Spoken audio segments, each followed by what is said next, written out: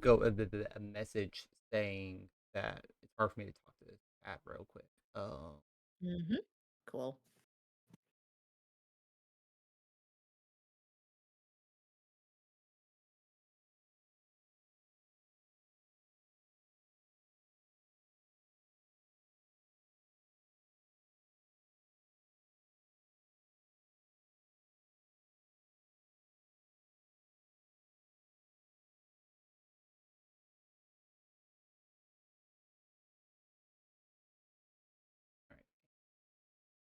All right, perfect.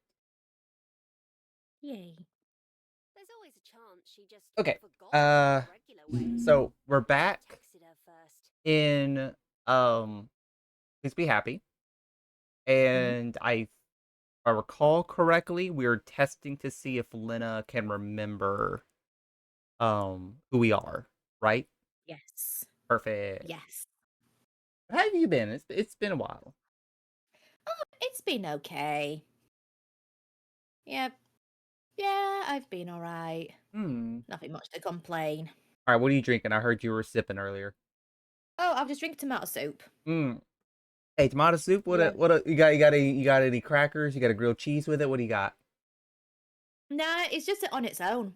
I've Hmm. been having I've been having like this little fixation lately of just having like soup in a cup, so like packets of soup. Hmm.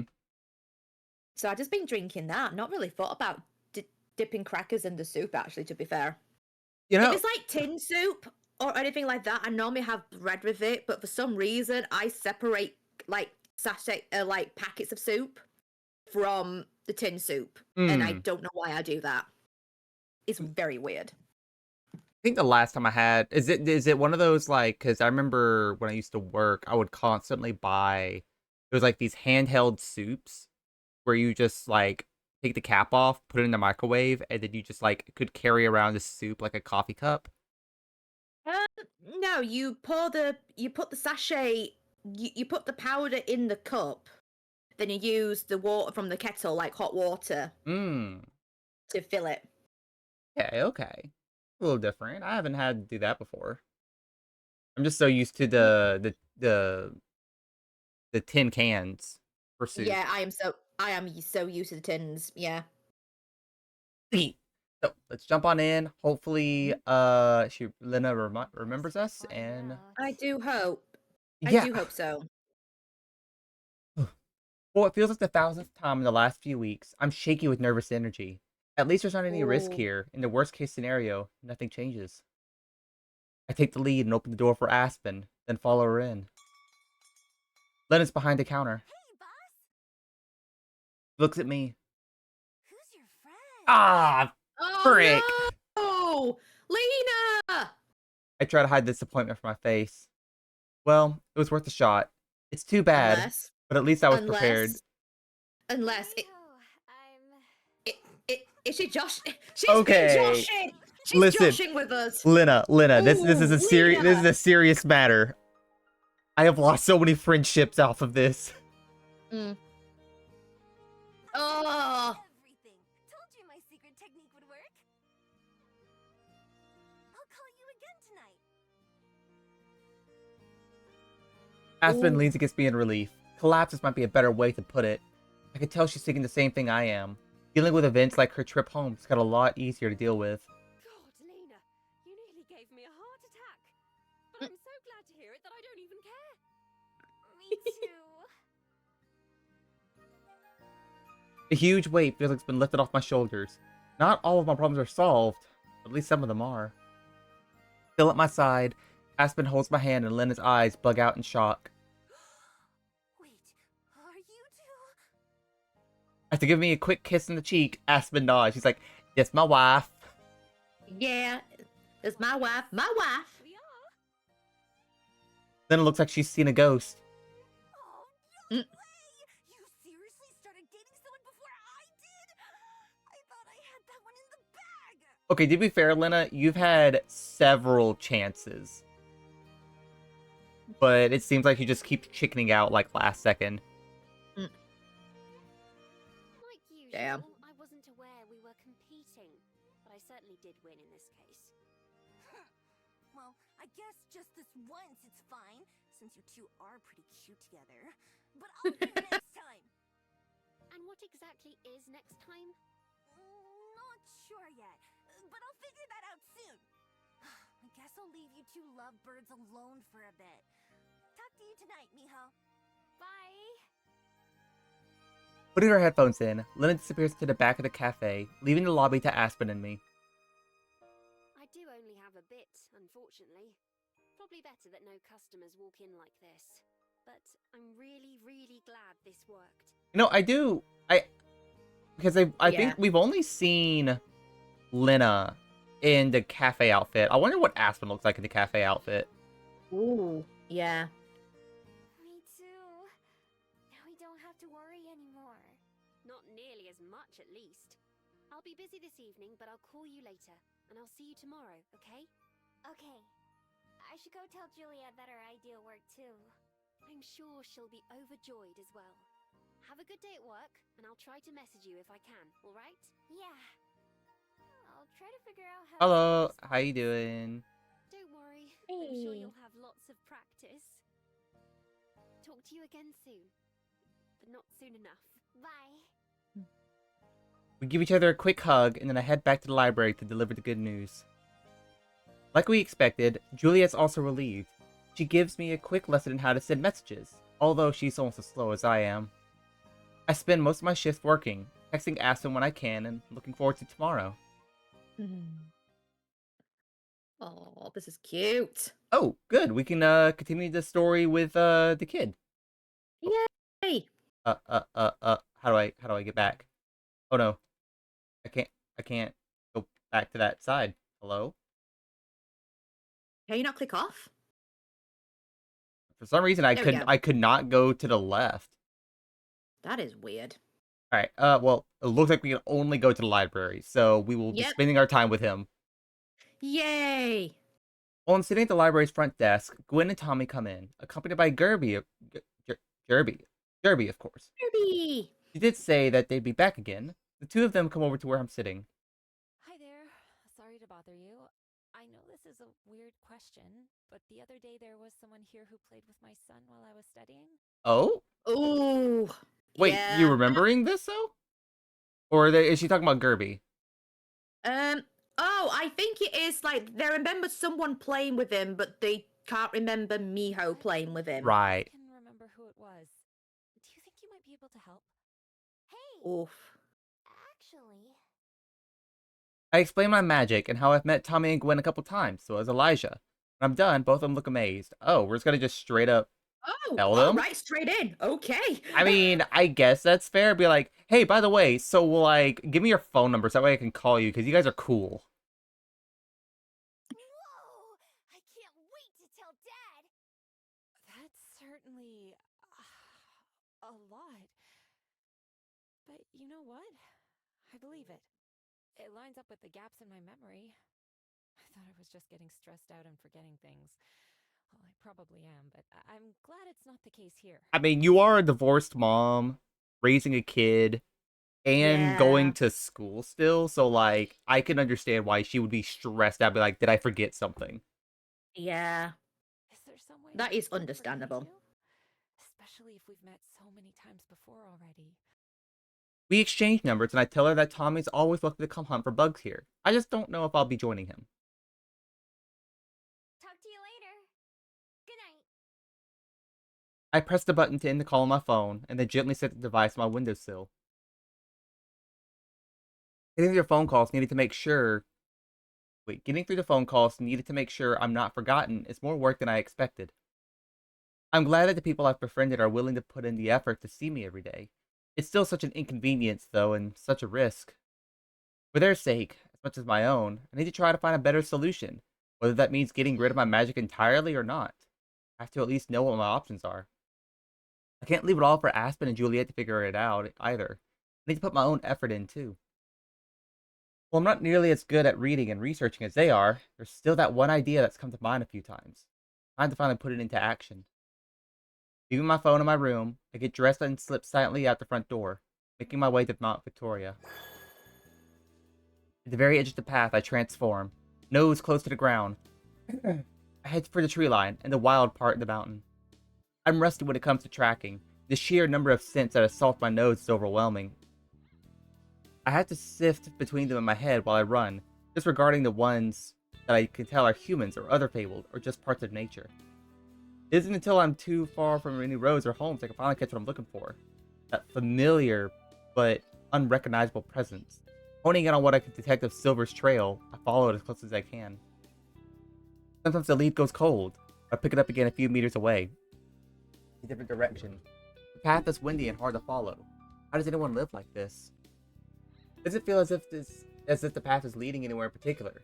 But I stay on it, keep my eyes and ears peeled for any sign of her. Finally, picking up the trail again, near the river, I follow it, till I reach a familiar spot and transform yet again. No way. It's been weeks, but traces of my den are still there. The weather has destroyed a lot of it, but my tunnel's only half caved in, and evidence of the holes where I buried my sacks of supplies remain too. Give me 1 second. It's not the phone call, but I do gotta deal with something. Okie dokies.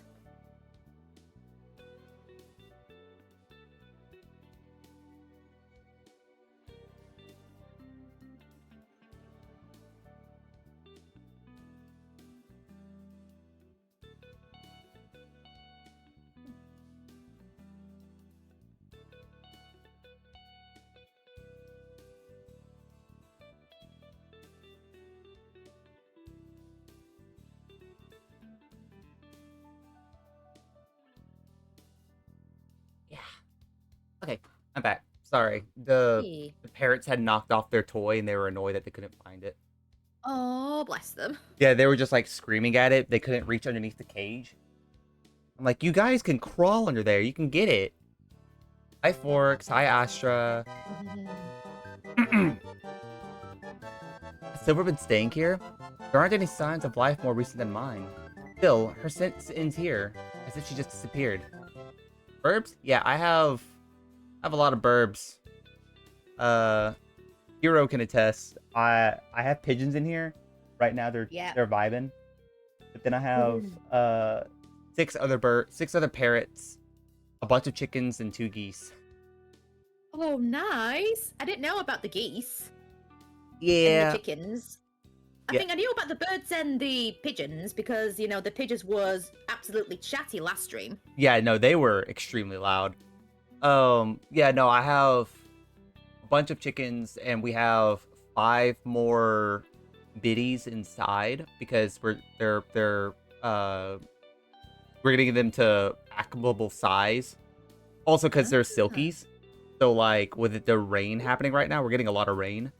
Silkies don't like water. Have you ever seen them? Don't think I have. Okay, let me show you a quick picture. I know I'm getting off track here, but they're really pretty. But you don't really get them for eggs.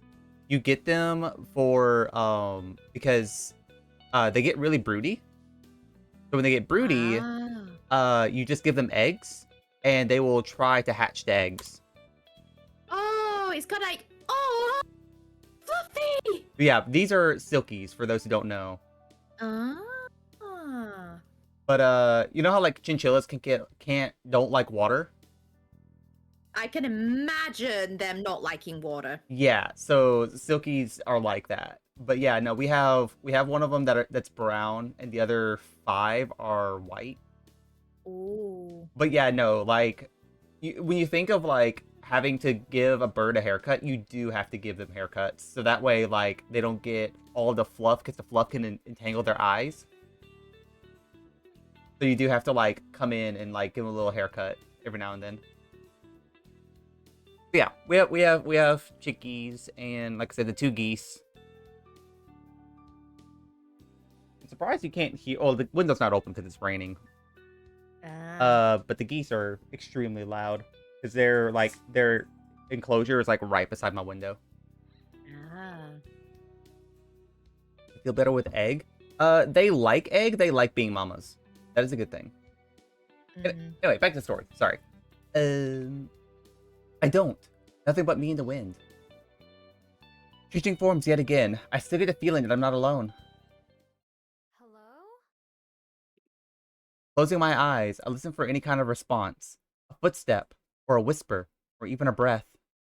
All I hear is silence. Pitiful. The voice is just inches from my ear, and I leap away on pure instinct, spinning around to face Silver. I gave you so many chances, and you failed every one of them. What chances? I don't know where she came from, or how I didn't notice her, but she's here, slouching in the moonlight. Although I'm sure that, just like me, she could turn and run at a moment's notice. Or fight. Bitch, we both know we're divergent. You've got to give hints stronger than that. You need to be completely obvious about it. The thing is, too, is like, I'm sorry, I don't want to kill people. I want to be nice with humans. I hope that's not what she wants, because I don't think I'd win. How'd you do that? Sneak up on me like that, I mean. I didn't even have to try. I see nothing has changed since last time. If anything, the human pet has only gotten more docile.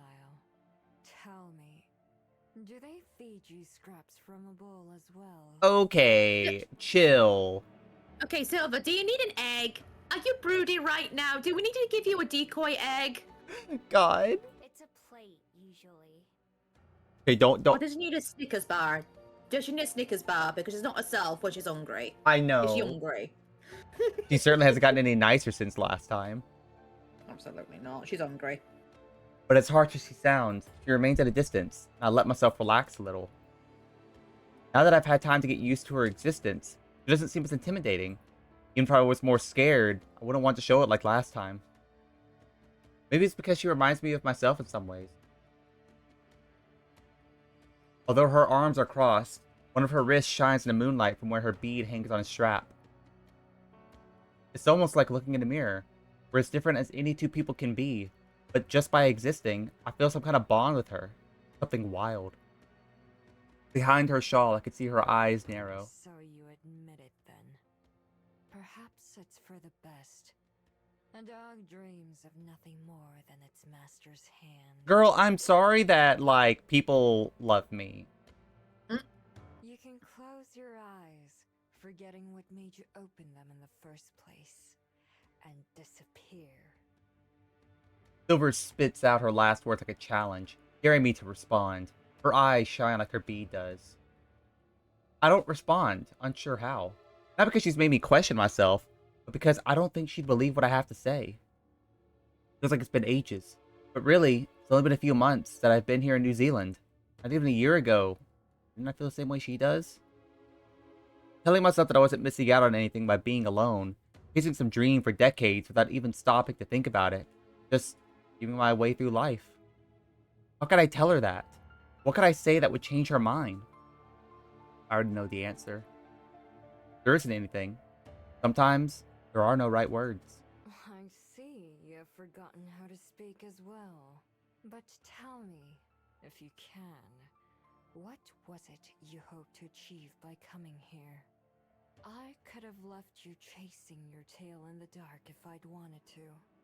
But you've somehow made me curious. I fail to imagine the desires of a hound. I unhook my necklace and hold it in one hand. The pearls make a soft sound as they bang against each other, but my bead clatters loudly against its neighbor. It's still glowing, same as this morning. Because I wanted to ask you something. If there was some way to stop her magic. Stop people from forgetting about us. My fingers curl over the bead. I don't even have to see her face to know her reaction.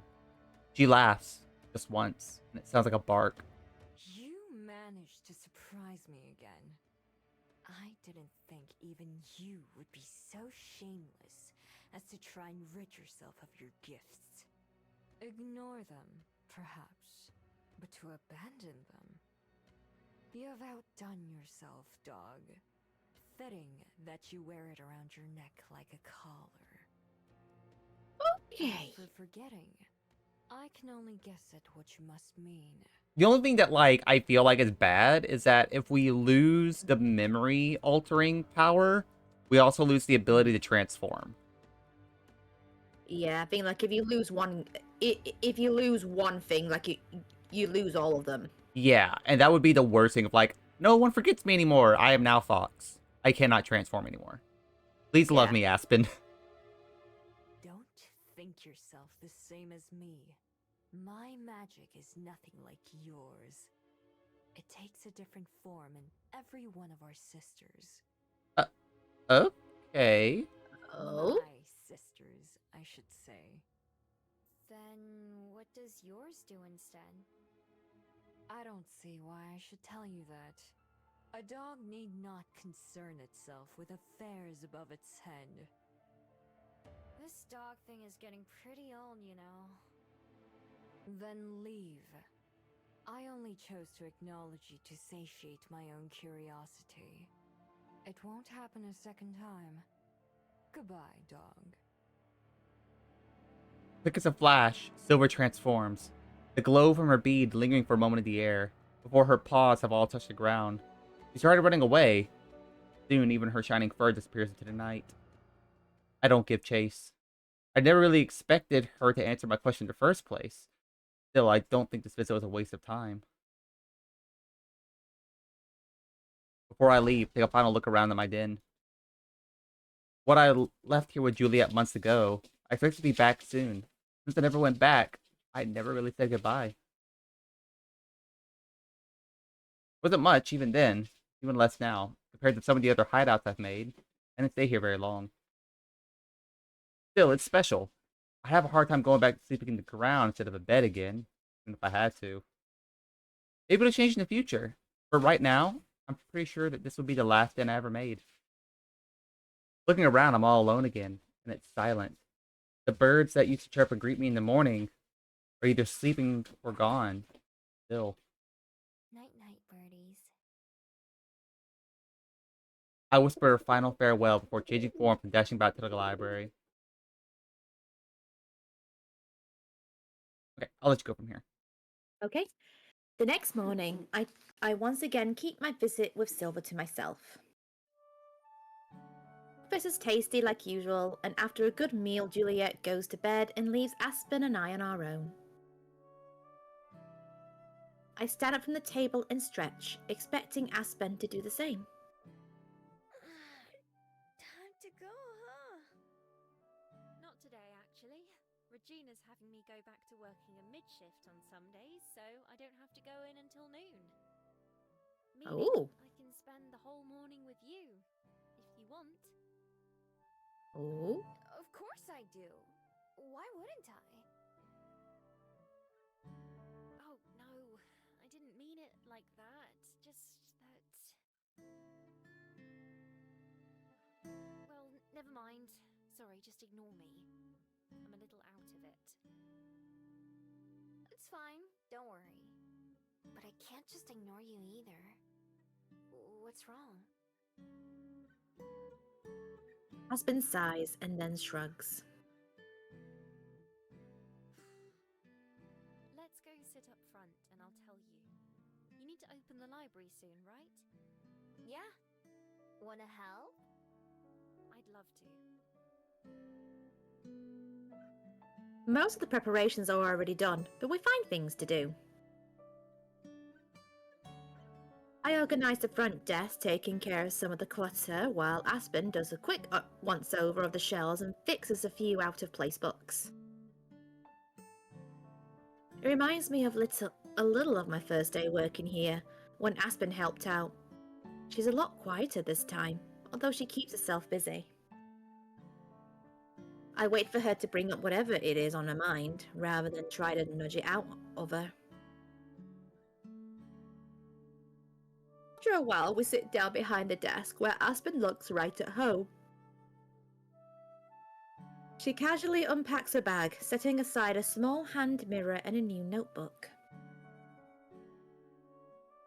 She then removes an envelope. It has a fancy logo at the top, but not one I recognise. This was waiting for me in the mail yesterday. Oh?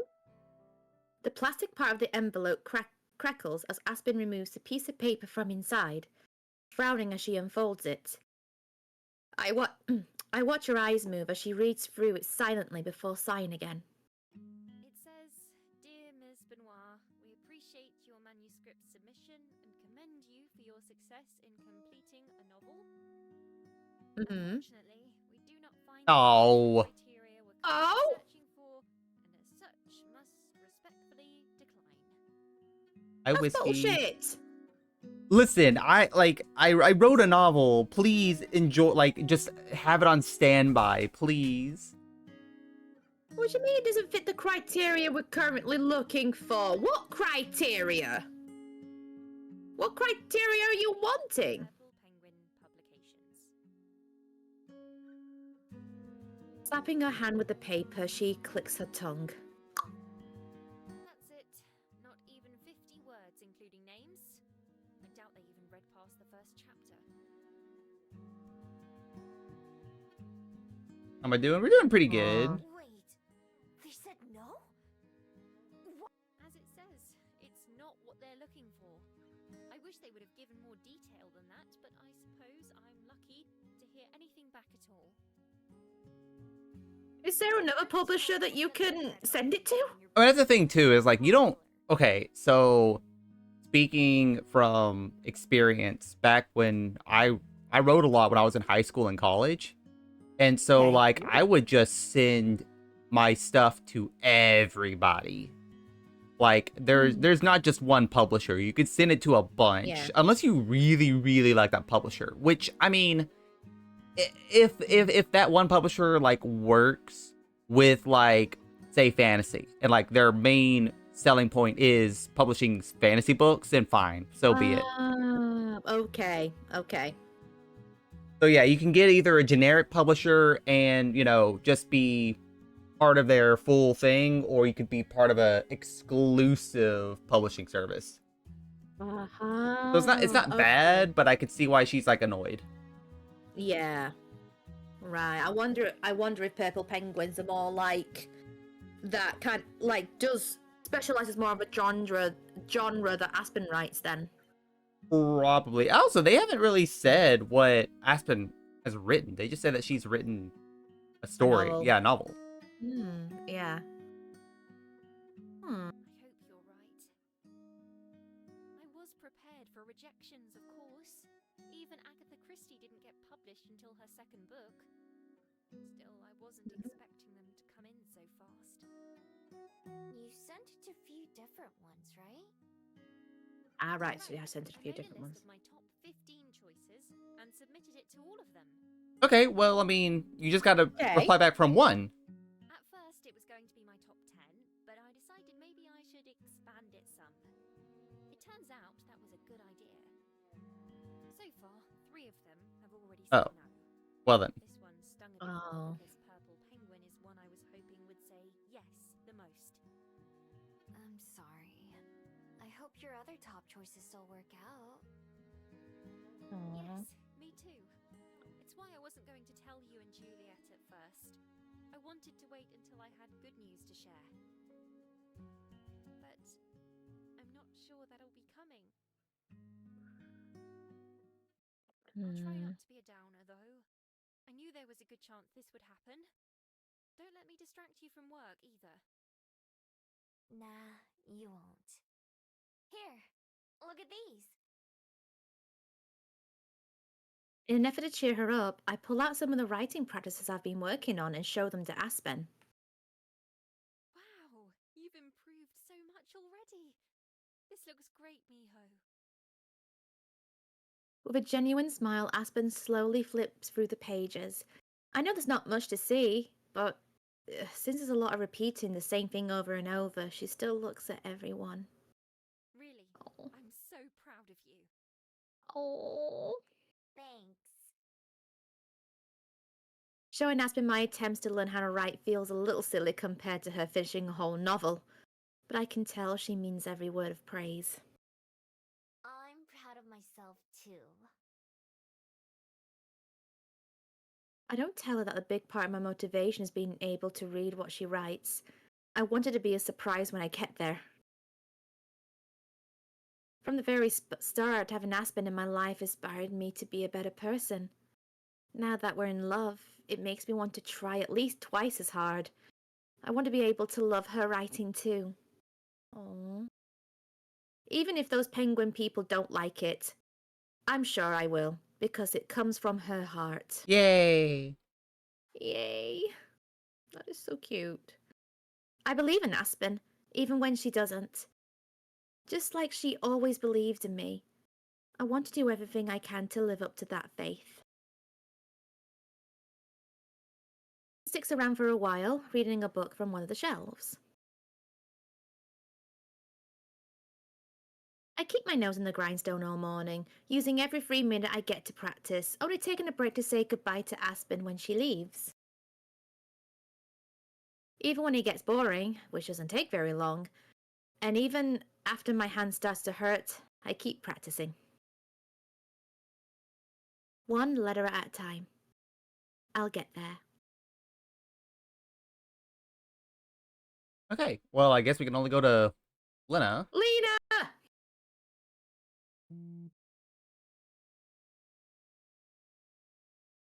Early in the afternoon, my phone buzzes as I get a call. I check it, expecting to see Julia or Aspen, but I'm surprised. And not surprised when I see that it's Lena! It is Lena, Alina, badass bitch the arena. Oh no, Oh, an emergency. oh, please. Come to the park. I'll tell you there. What? Little Timmy got stuck in the well? I want a boyfriend. The call ends when Lena hangs up. I have no clue what's going on, but it sounds serious. I put on my shoes and hurry to the park as fast as I can. Which headpiece shall I wear? When I get there, I quickly spot Lena, her bright pink outfit making it easy. Lena, what's happening? Oh, Miho, good thing you're here. Yep, It's a disaster yep, there it because is. Cyrus asked me Cyrus. to play with him. Play? A play? Wait, that's it? What do you mean, that's it? I thought you were hurt or something. You said it was an emergency. Yeah, that is the emergency. I have to give him my answer soon. He says yes then, you daft cow. Oh, hello, Raiders. How y'all doing? My name is Gray. I'm a Cat with Cafe. We are playing Please Be Happy with Heroynex. Hey. Let me give a quick shout out.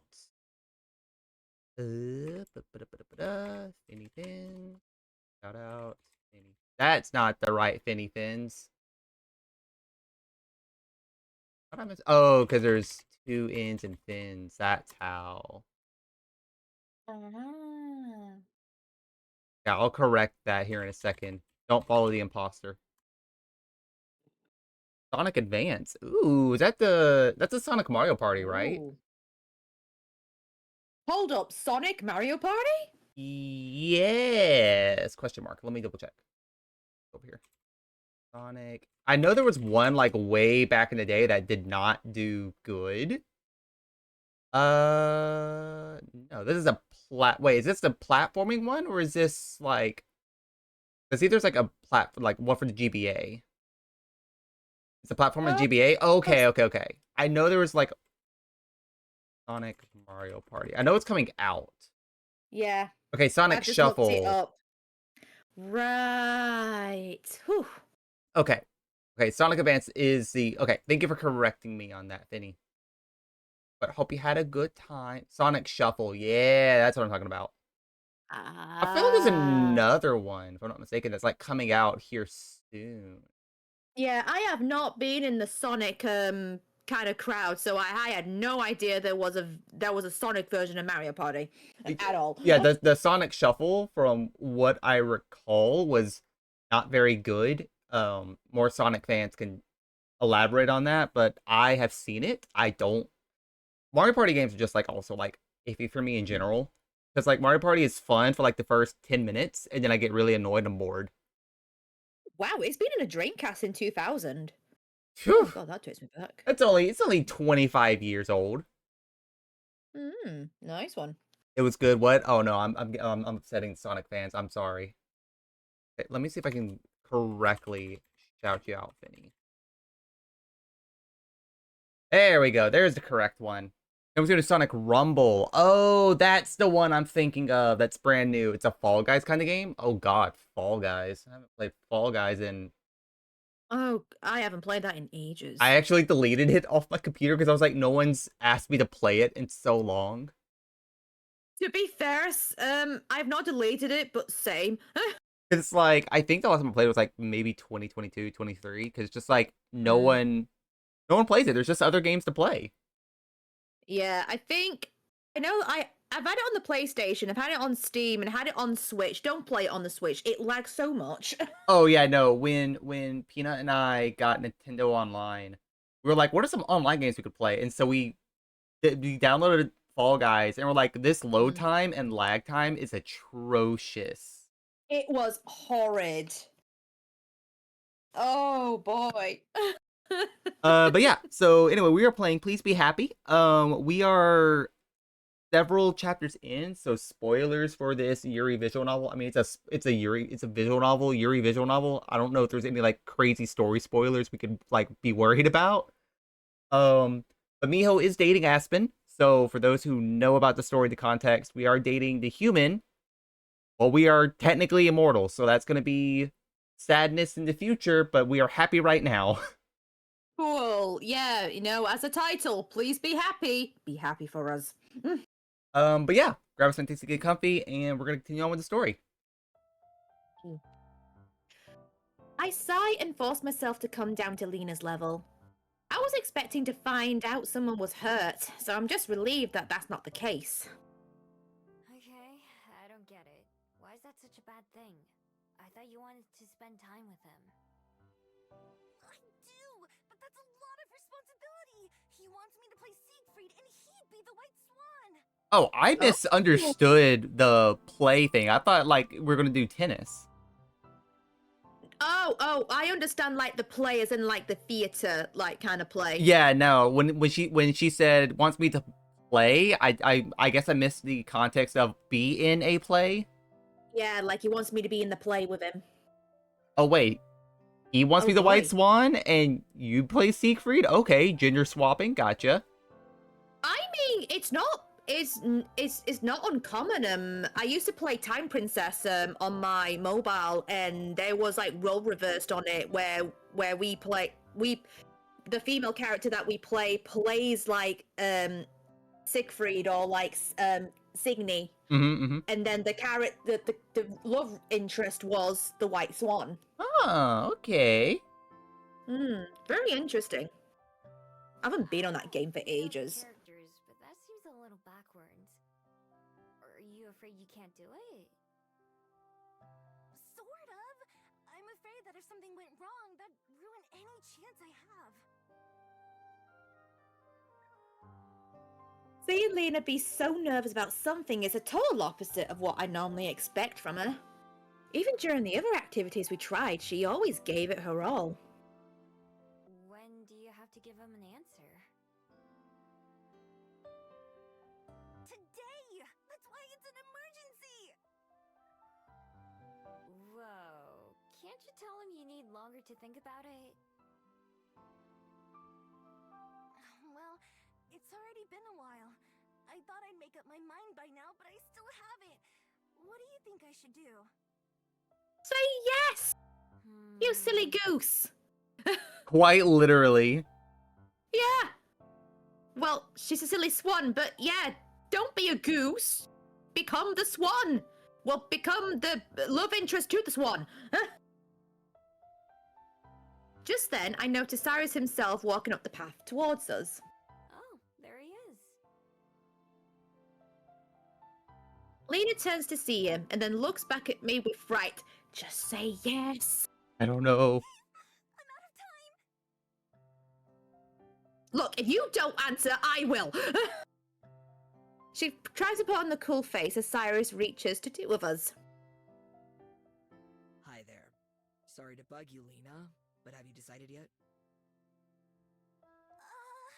Not yet. Still thinking about it, sorry! Just Miho, say step in and it. be the wing woman. A week?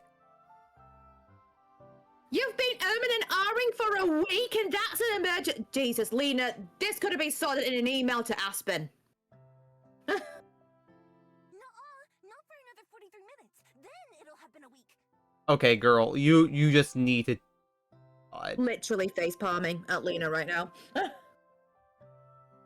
Both Cyrus and I just stare at her. Yeah, I'm staring at you as well. Feel like you're keeping track. You need to just do this. Girl. Woman. That's a mood. Can you make up your mind in the next 43 minutes? You bet I can. Oh my god. Okay, I'll just stand here. Wait, for real? Do I look like I'm joking? I can never really tell. Cyrus sighs. Look, you don't have to do it if you don't want to. Oh, it's not that.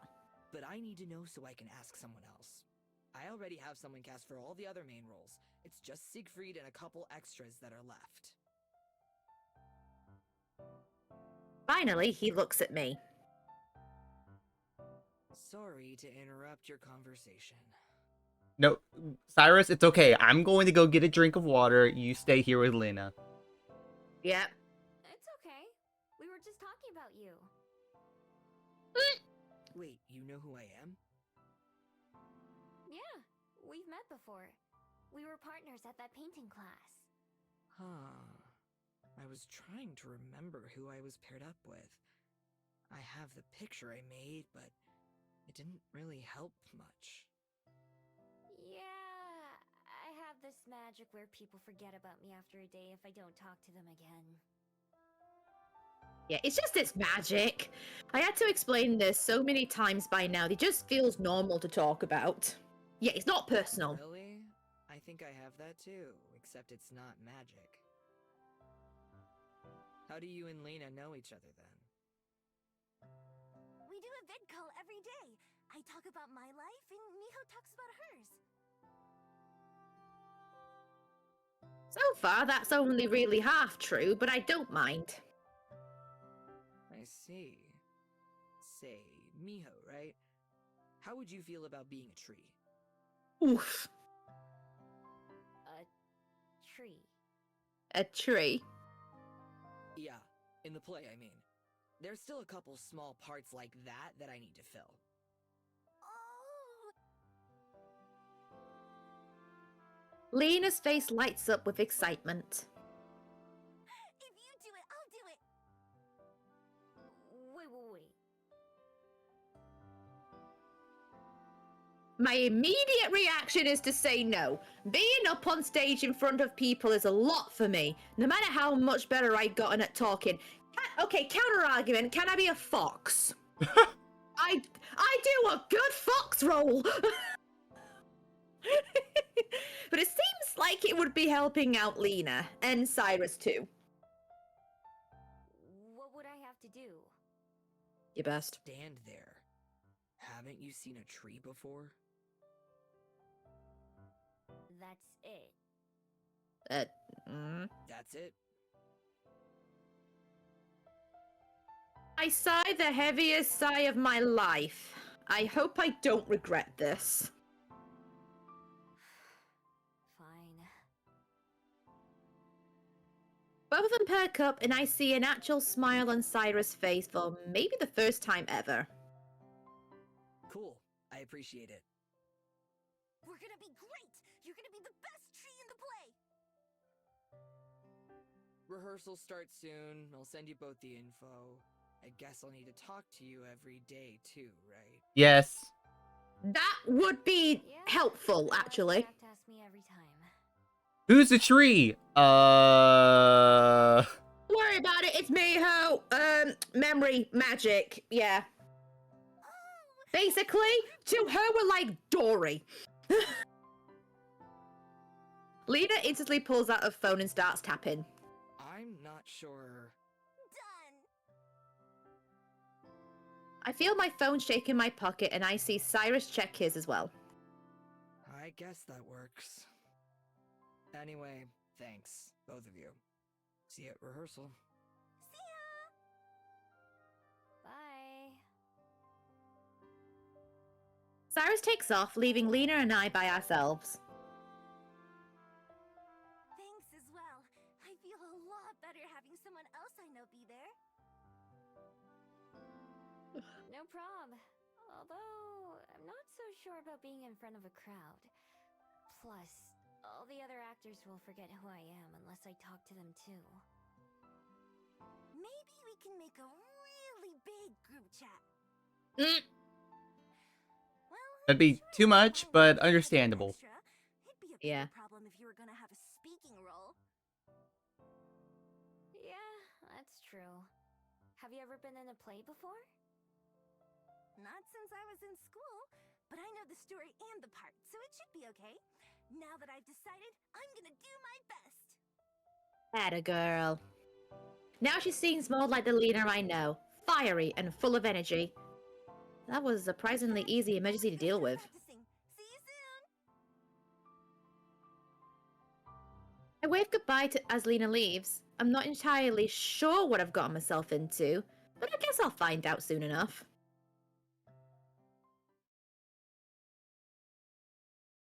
Not long after the sun went down, it started to get pretty cold. Clouds came in out of nowhere, and so did the wind. I find myself sitting in the windowsill looking out before I go to sleep for the night. Cozy in here, and I have plenty of extra blankets if I need them. My breath fogs up the window, but the cold stays on the other side.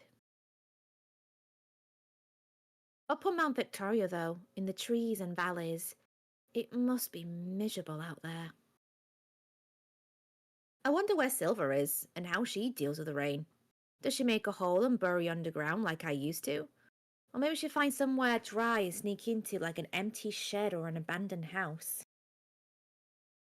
She's rude and abrasive and hasn't said a single nice thing to me. I hope she's safe anyway. As the only other Gomiho I've met, I can't help but care about her. Just a little. I doubt she feels the same way about me, but that's okay. I wouldn't either, in her shoes. Still, I know how bad it feels to be stuck out in the cold with everything turning into mud around you. Or shivering under a tree that blocks most, but not all of the rain. Wherever she is, I hope she's warm and dry. I wonder if that's the first time someone's wished that for her.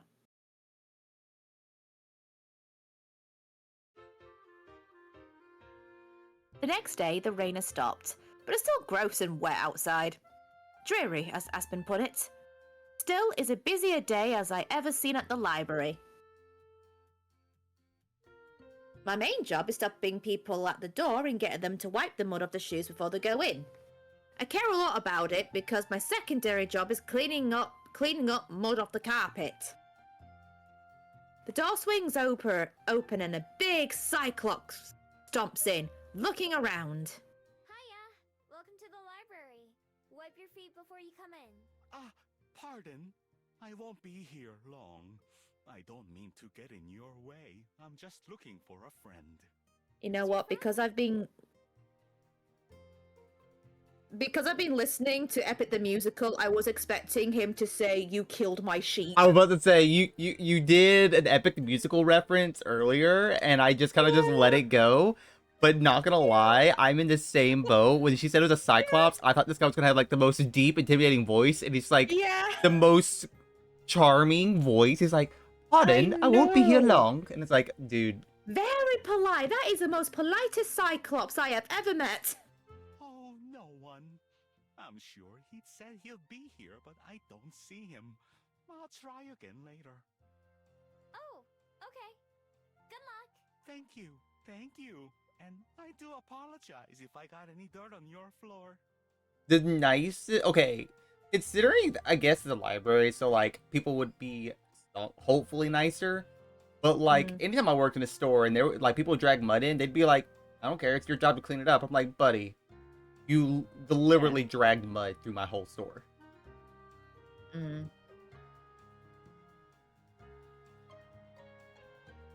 Apologizing all the way back out of the door, the Cyclops leaves as quickly as he came. The door stays shut, which gives me a minute to find some fresh towels and rags. Once the entryway is tidy as I can get it, I sit down behind the desk to work on my reading and writing. It isn't long before the door swings open again, but it shuts before anyone enters, and I can hear grumbling from outside. Come on, Pippa. At least hold the door. I'm protecting the notebook. You get the door. Here, let me. Oh, Oh, hello, new characters. The poor we're like more than halfway through the story. Why are we getting new people? There's children. Why do we have children? The poor door pops open one more time and 3 kids in matching uniforms trudge in. Sorry, the role the favourite kid is taken at the moment. 2 of them, including one carrying a notebook who must be Pippa, look around in awe, while the other girl approaches me. Hello there, miss. My name's Cello. My friends and I are here in New Zealand for a class trip, and we're supposed to research and put together a project on a special place in Wellington. We were hoping you might have some suggestions for where to start. Okay, but have you wiped your feet at the door? Like, it is very dirty. I'm Please not the do best your job. person to ask, really. I've only lived here for a couple months, but I know a couple people who might be able to help. One of them's at work right now. The other one also lives here at the library, but she's asleep right now. Did you say she lives here? And did you say also? Armand, Pippa, please. I'm sorry my 2 friends don't know how to not be so nosy. It's fine, it's fine. Julie, she's the one who owns this place, and I both live here. I have a room upstairs. That sounds like it would be too good to be true. Think about it. You'd have all kinds of books around for inspiration. Or just for reading? It'd be impossible to get bored in a place like this. Surprised. But you guys aren't the first ones to say that. Is it alright if we look around? It is a library, you know. They're meant for looking around. It's still polite to ask. Aw. Yep, it's fine. Let me know if you need help finding anything. We will. Thank you. Yeah, thanks. The nosy pair head off to browse the books. Although they seem like carefree kids, I can tell they're handling the books with respect, as Juliet would say. The 3rd girl, Cello, stays by the desk. Ms. Miho? Since you're new here, would it be alright if I asked you a few questions about your experiences? She also has a notebook with her. Although it's smaller than Pippa's, it reminds me of the one Aspen always carries with her. Sure, I don't mind. But like I said, I don't know much about Wellington or New Zealand at all. That's okay. It's why I wanted to ask. I also haven't lived in Amarina for very long. I'm not even from the underworld. Oh, huh? I'm sorry, what? Underworld? Hades? What? Hello? What? Where did this come from? My family and I just... Do we have an Olympus as well? the same way Armand and Pippa do. I hope that didn't sound weird. It just sounds a little weird. I know what you mean. Don't worry. I'm not from the underworld either. Go ahead, ask away. Thank you. She takes a seat in one of the chairs near me, tail curling around one of the legs. Is there anything you wish you'd known before you came here? Looking out of the window, I can see my answer. I wish I'd known how Rainier was going to be. I wasn't prepared for it at first. Do you not like the rain? I love it. It reminds me of being home in the ocean. She flaps her tail enthusiastically. I wish it would rain every day. That was one of the hardest things to get used to when my family moved on shore to Amarina. You know, I wish there was like a side mission thing to like explore the library to find out more about the world and mythos. Ooh, yeah. Because that's the thing about all of these, unless like they have a connecting other game, it's just a one-piece story. So like anything they mention is just there. So I want to know more about what the fuck do you mean the underworld? Yeah. Where is the underworld?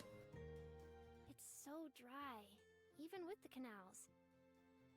Is there anything that makes this city different from others you've been to? Or anything you miss? It's hard to say. I've made more friends than I have anywhere else. Maybe it's something about the people. Everyone I've met has been really friendly. So, there's not too much that I don't have here. Oh, that's good to know. It's not always easy for me to talk to people, so I've been worried about doing this report. I'm the same way. I think you're doing just fine. Thanks, Ms. Miho. Did you ever have a project like this when you were in school? What school now? School. I didn't really go to school, so to speak. Were you homeschooled? No. Something like that. Yeah. Yeah, I've learned at home about survival as a fox. Oh, I see. I just have one more question. Do you have a favorite place in Wellington so far? My favorite place.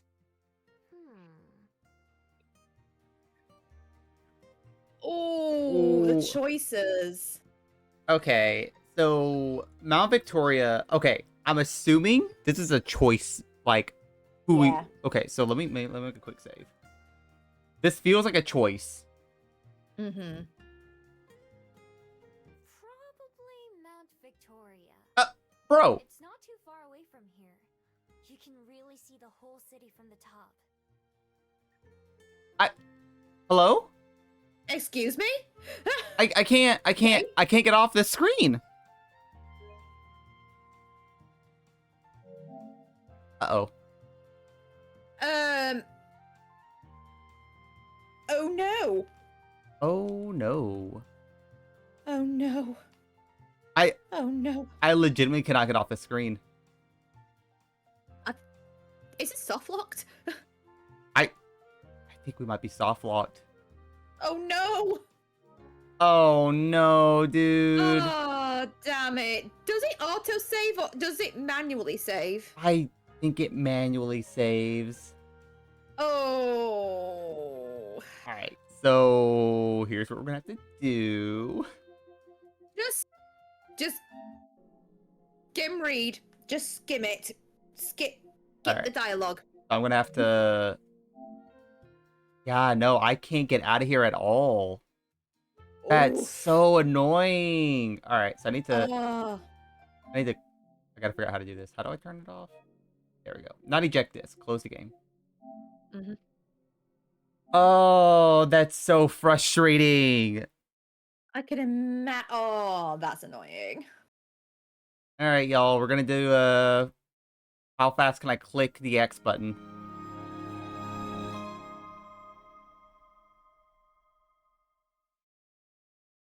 Why did it... No, there has to be, like, an autosave option. Please, be happy. Already? Okay, let me grab my keys.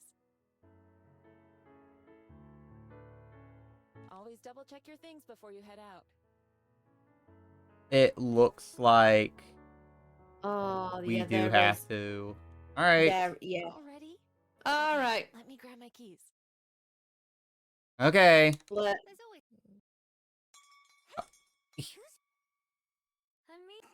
So, we're gonna have to speedrun the last hour. All right then. Right. So, speed run. Let's go. And what it... Bye. I do Wish there was, like, a ski, scene skip kind of thing. But, Yeah. Don't worry. I mean, imagine trying to do a speed run of this. oh god. Hi there, but There we go. At least the library is not too long. Yeah, Talk to you. but I just need to save. I'll save when we get back to the kids. Yeah. So that way, and then I'll say when it gets to the choice in case, like, it's maybe a dialogue, like, it gets stuck on the dialogue. It's a Yeah. I think that's what it was that it, you can it registered that there was a pause menu, but then it also registered that you needed to make a choice. But I So it didn't know which one to prioritize. as for forget. Yeah. I mean, I'll give it this. Nah, It's you know, it's a I don't PC think so, game, right? then- So like PC can distinguish between the two. But since we're playing this on PlayStation, it probably can't Ah. distinguish the two. But I mean, it's a visual novel, so it shouldn't be that hard. But it is what it is. Yeah, I'd love to. This was. Ugh. It's unfortunate, respectfully. That's it. Wait, One thing you don't want to hear, my fingers are getting tired. Right. Oh boy. So, but I'll try. no. Really? I'm I'm just using my index finger instead of my thumb, so that way I can at least like click the buttons. Yeah, then it's Lena. Lena's like, "Oh my god, I need help because Cyrus Yeah, wants it's me an to take." emergency. Yeah, they want me to be in a play. After this, it's the library, right? Yeah. Oh, Hi there. It's all you okay. wait. Do I? But I. Okay, Sorry. we are about to get through an hour's worth of work in the Really? span of 2 minutes. Nice. Yeah. That That's it. Ugh. Cool. we're gonna be. Rehearse. Yeah. I'm. I guess that. And Bye. No problem. Oh yeah, and there's something to do on the night time about. Oh, you know, I hope despite Silver's an absolute oh yeah, cow this part. bag, I do hope she's safe out there, so she won't think that about me at all. There we go. Okay, so we're going to save Save and an empty slot. empty slot. Perfect. There we go. It's Cascades. All right, turn. Now back to the kids. Yep. Yeah, we went past the politest Cyclops we've ever seen. Heard. Did you? Indeed. Armand, it's fine. Now the kids are gonna leave, and we're gonna talk with Cello. We will. Yeah. Sure. That's okay. I also, my family and I thank you. Is. I wish do you not? I wish it would. It's so dry. I'm clicking very slowly now. What to say? Maybe. Yeah, just in case if you Oh, click the I'm the answer. same way. Thanks, Ms. Miho. Did I? It's about So, school. do you have a favorite? Okay. place in Yeah, Washington oh, so yeah. far? Okay. favorite place. Okay, so as I was saying, pretty sure about Victoria is going to correlate with Silver. Bell House is obviously Aspen, and Library is Juliet. Hmm. So I'm good with doing Bell House. Okay, yeah. I'm fine with Think I'd like whatever. Bell House. I have a friend who works there actually. No, just say your girlfriend. Excuse me, girlfriend. The Miho! trees are good, and it's a nice place to relax. That does sound really nice. I think it's hard to feel like you belong somewhere until you find a special place for yourself. Okay, let me do a hard save here again. On this one. Overwrite this slot. Oh, shit. I was supposed to... Well. Oh well. Oh, well. I wasn't thinking. It's alright. After writing down all my answers, Cello puts down her pen. Maybe that's the problem. No matter what, it's going to be hard for us to write if we don't see anything for ourselves. Thanks for answering all my questions. We're going to be here all week, so we'll probably come back with more. Yeah, just make sure you come in less than 24 hours. Thank you. I'll go make sure my friends aren't causing any problems either. Not, luckily, and after a while, all three of them leave the library again. Such polite kids. Nice. Exactly. Nice kids. Alright, I'll go from here. Okay. Oh, good. We're back with the family. Yay! Later that day, while I'm working on my writing worksheets, the door opens and I glance up to see another kid entering the library. This time it's Tommy, accompanied by his dad. Have you wiped your feet at the door? Lately? Nope, don't think so. Have you? Yeah, I saw a hoo-hoo beetle. I couldn't catch it though. Oh, that's Aw. really neat. I don't even know what that is. Oh, Jesus, yeah, I was like, I don't know either. So you're the famous Miho I keep hearing about, huh? I'm Miho. I don't know about famous. You're a legend in our households, that's for sure. I've heard all about you from Tommy and Gwen. I'm Elijah, by the way. Well, you already know who I am. We've met before, though. Have we? I hear that's easy to forget. Yeah, it is, sadly. Yeah. Tommy waves a hand to get our attention before we start talking too much. I'm gonna go look for more spiders again. Bye! Okay, kid. Don't cause any trouble now, okay? And don't touch anything that's gonna bite you back. I don't know how many bugs we left the library at this point, but I don't stop Tommy. I know he's pretty harmless, and that I don't need to worry about him. Once Tommy and Gerby leave, I turn my attention back to Elijah. Anyway, we met each other a while ago at the Botanic Garden. I caught a bug by accident and Tommy wanted it. Oh, so that was you, was it? I was trying to remember who we were with. So wait, that means that you're the one who can see Tommy's friend Gerby, right? Yep. I can see him right now with Tommy. The Fable is next to Tommy like always, helping him search for their eight-legged prey. When he hears me say his name, he gives me a jolly wave like Tommy did. Huh. Although Elijah is staring at the same spot I am, I can tell that all he sees is empty space. Elijah pulls out a pen and notebook from his pocket, like I've seen Aspen do. He clicks the pen into writing mode. What's he look like, if you don't mind? He's got a white face and body with purple flower petals on his head and shoulders. And some green leaves for his hair. He has eyes but not a mouth. And he floats. Nodding, Elijah writes down everything I said. That's exactly how Tommy described him. Wow. Why didn't you think he was real? There's all kinds of fabled, you know? I know. It's just... Did you have an imaginary friend when you were younger? I shake my head. Well, I did. And Tommy's the kind of boy who would have one too. Not that Gwen and I thought that was a bad thing, of course, but since no one else could see him, we thought he was just pretend. Hearing he's real is still a shock. Across the room from us, Tommy's creeping around on tiptoes. Gerby floats up high above, using his aerial position to get a better view. I'm glad, though. Real glad. In fact, that's why I'm here. I want to try and see if I can find anything in the books about a fabled like him. I'm not sure why you're able to see him either. Other fabled haven't been able to. You're the first person I've ever met who can. He frowns. Unless I forgot them too. I need to write that down. Elijah's pen scratches against the paper. In the quiet library, I can hear the sound clearly. Elijah seems pretty casual and relaxed, so I feel like I can ask him a question that's been weighing on my mind. One that I know isn't exactly polite to ask. Hey, can I ask you something? I'm an open book. Why are you and Gwen getting divorced? I mean, I've talked to both of you, and you seem like you get along. It's kind of a dodgy question, but okay. The scratching abruptly stops. Taps the pen against the edge of his notebook a couple of times while he chews his tongue. Because people just change.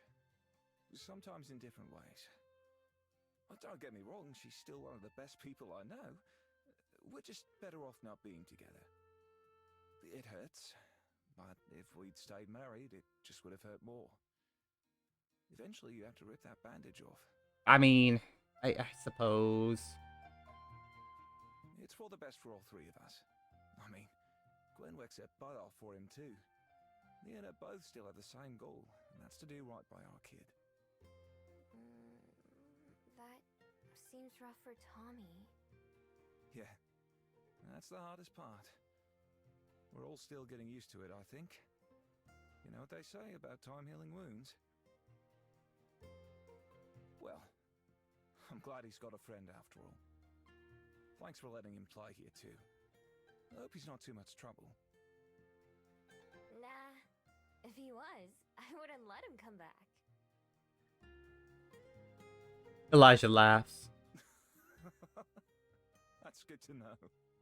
I'm gonna go get a start on that research. With any luck, you'll see me again soon with a few books to check out. Good luck. So many people I know do research. Never realized that was such a popular hobby. After a while, Elijah returns to the desk like he promised, a couple books in his hands. One of them is so thick, even Aspen would think twice about trying to read it. Alright, I only skimmed through these, but they seem promising. So I'll take them home and have a look. I managed to find a picture of another fabled who looks kind of like what you were describing. Seems like they're not from the underworld, so there's not a whole lot known about them. Would you mind if we keep in touch? Gwen tells me that's the way to not forget you. Sure, that's fine. Just call me in the morning or night. I'm already swapping numbers with a lot more people than I expected. Probably more than Juliet herself even expected. This time, as all of them leave, Gary comes over and lands on the desk in front of me. He waves his petals at me before spinning in a circle like a top. Then he bows and hurries off after Tommy. Another fabled from somewhere else. Gary may be a mystery, but for Tommy's sake, I'm glad he's around. Whole day to ourselves, finally! This has been one of the busiest weeks of my life. Mine too. But in a good way. Of course. The best way. Alone with just each other in the library, Aspen slides her chair closer so she can kiss my cheek. What do you want to do today? The world is our oyster. Oysters. Wanna get lunch? Miho's just me, though. We just finished breakfast. Yeah, and? What about second breakfast? Start thinking about lunch. What about second breakfast? Laughing, Aspen stands up and offers me her hand. It's a little early for that, but I could do with some fresh air. Care to join me for a walk? Sure. I'll go anywhere you want. Her hand squeezes mine as we step outside into the daylight. Everything feels different and new when I'm with Aspen now. Something as simple as walking down the hill from the library, something I've done almost every day for months now, feels more special with her next to me.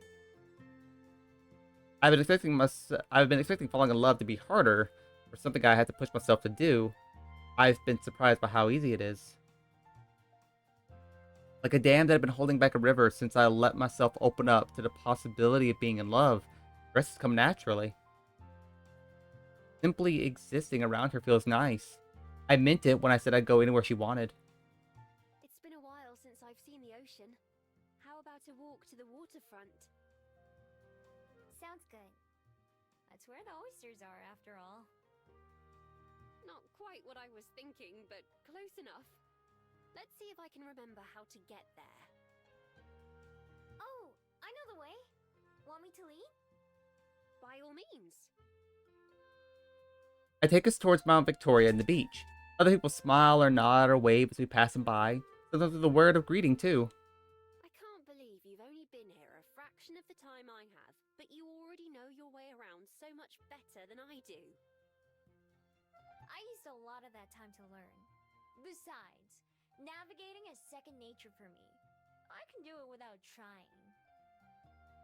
I'm glad, because I'm not sure if I've ever mentioned, but I'm terrible with directions myself. It's a good thing you offered to lead, because I was about to take us in the other direction. That would have been fun too. Would have been a surprise for both of us. Yes, and for whatever poor person whose yard we wander into. Don't worry. That's something else I'm good at. Not getting caught in people's yards. Aspen laughs. Maybe I'd be better at it than navigating, at least. Do you ever miss it? That Nah. She glances at me in surprise. That was awfully quick. You didn't even have to think about it. I've thought about it a lot, actually. Almost all the time for a while. But even though there are things that I miss, there are too many things that I have now that I couldn't give up. Like this. I stop walking for a second so I can kiss her cheek, like she did to me this morning. Very true. You bet better not give that up. Still, you've got to avoid things like going to work or paying bills and all the other little things that most people wish they could run away from. People like you? Absolutely people like me. I first fell in love with reading because it was an escape from the real world.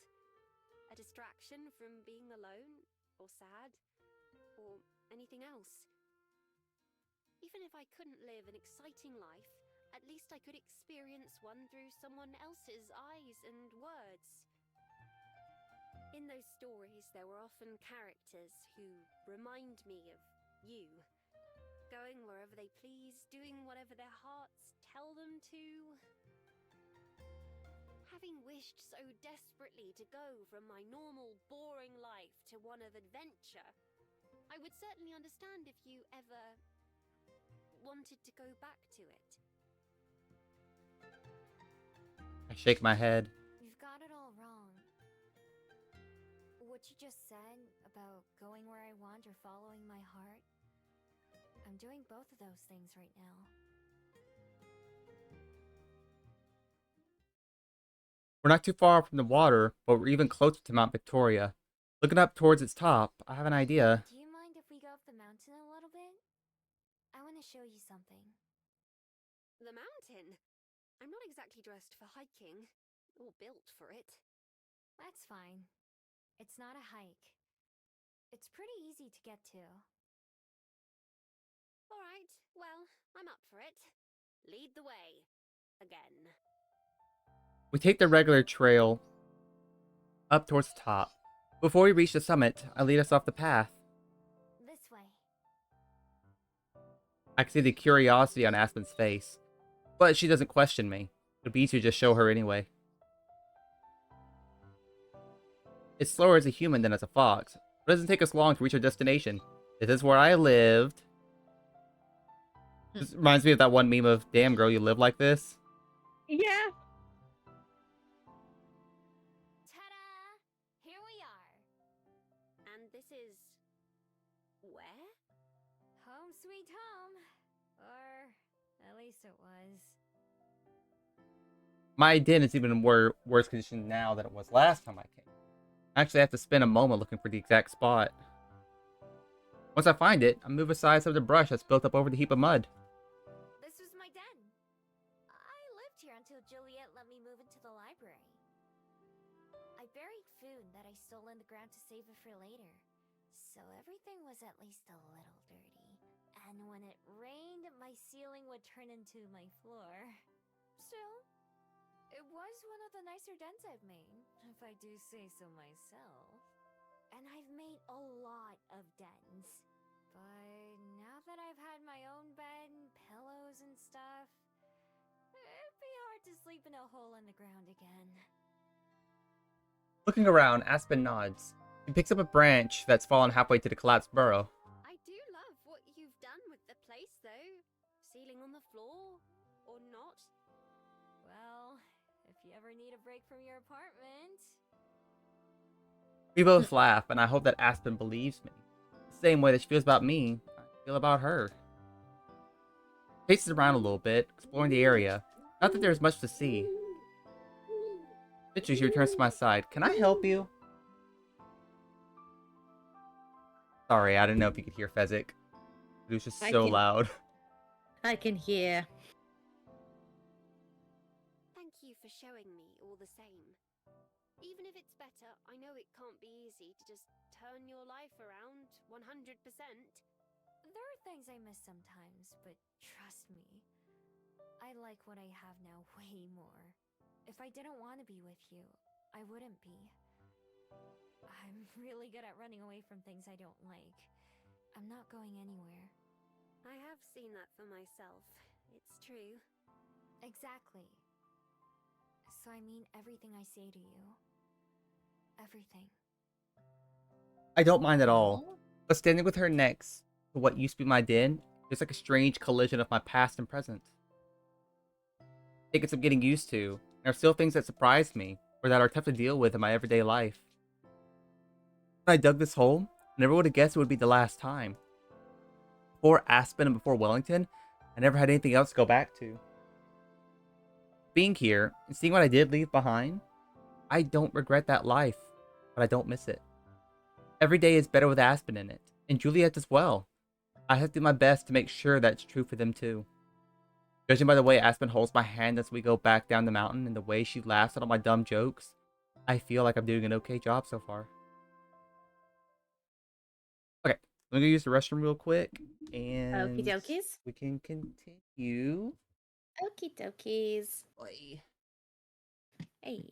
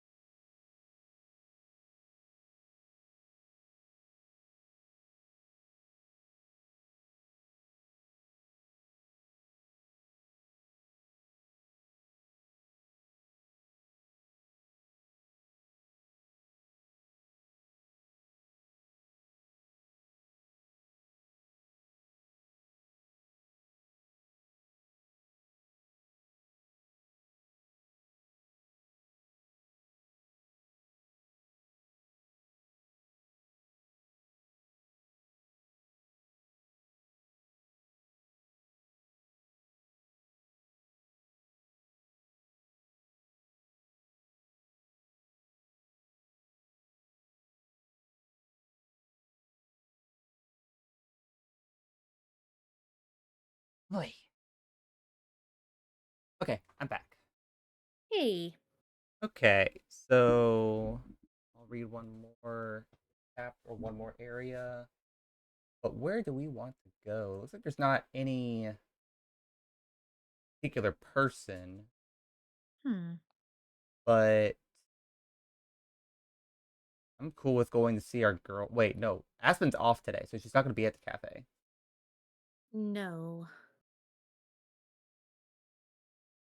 Hmm. I guess we'll just go to the park and hopefully, I think it's just going to be like a filler. It's not going to be anything important. Okay, yeah. It's a slow day in the park, so I decided to find a cozy patch of grass and do some cloud watching. I never used to think much of the clouds in the sky, but I heard some people try to find shapes in the clouds. So I've been trying that lately too. Seems like a relaxing activity.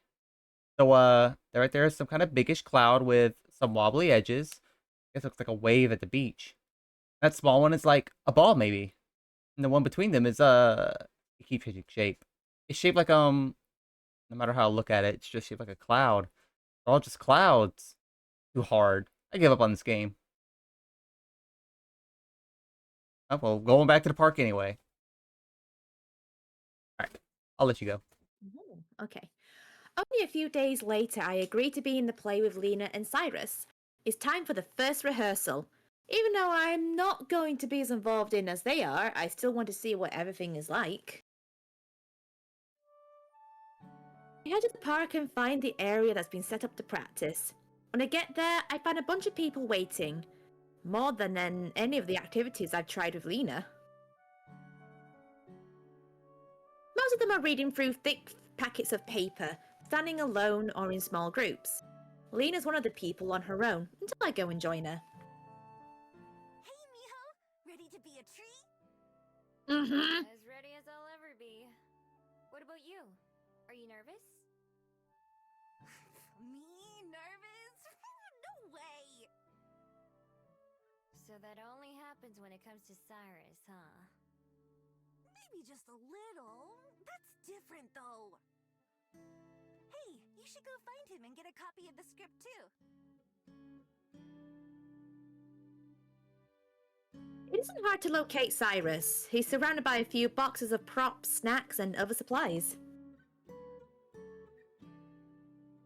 Like Lena promised, or maybe threatened, he's been included in our check-in calls to make sure he remembers me. He nods when he sees me approaching. Oh, it's my favorite tree. Oh, your favorite tree now. Okay, I see how it is. Lena said I should get a copy of the script. That's a pretty good idea. Let me find yours. He digs through a bunch of copies of the script until he finds one with my name on it. Here you go. I marked all the parts where you'll be on stage. Ooh. I flip through the pages. A few sections are circled in red pen. I'm glad he did that, otherwise it'll take me a long time to read through the whole thing on my own. Feel free to relax for today. We'll do some dry reads and not much else. Okay, I can do that. I wander back to Lena, who's boldly speaking to no one. But Mother, today is my birthday. It's not necessary to... She stops, shaking her head. Maybe a bit more whiny. Oh, Miho! Tell me which one you think sounds better. Okay. She repeats the line where she was just practicing twice. Just like when she made a drink to compete with Aspen. I had a hard time telling the difference. The second one. Okay, I thought so too. In ballet, you don't have to worry about talking or sounding good. This is harder than I thought. Have you done the ballet version before? Nah, but I've seen others perform it a million times. I'm sure I'd end up doing it someday if I'd stuck with ballet. Why'd you quit? I never really got the chance to ask before. Lena looks off into the distance, seeming unusually serious. Her wings sag and she bites her lip. It's kind of complicated. Mostly because my parents really wanted me to do it. Like, really wanted. Ballet or dancing or anything like that.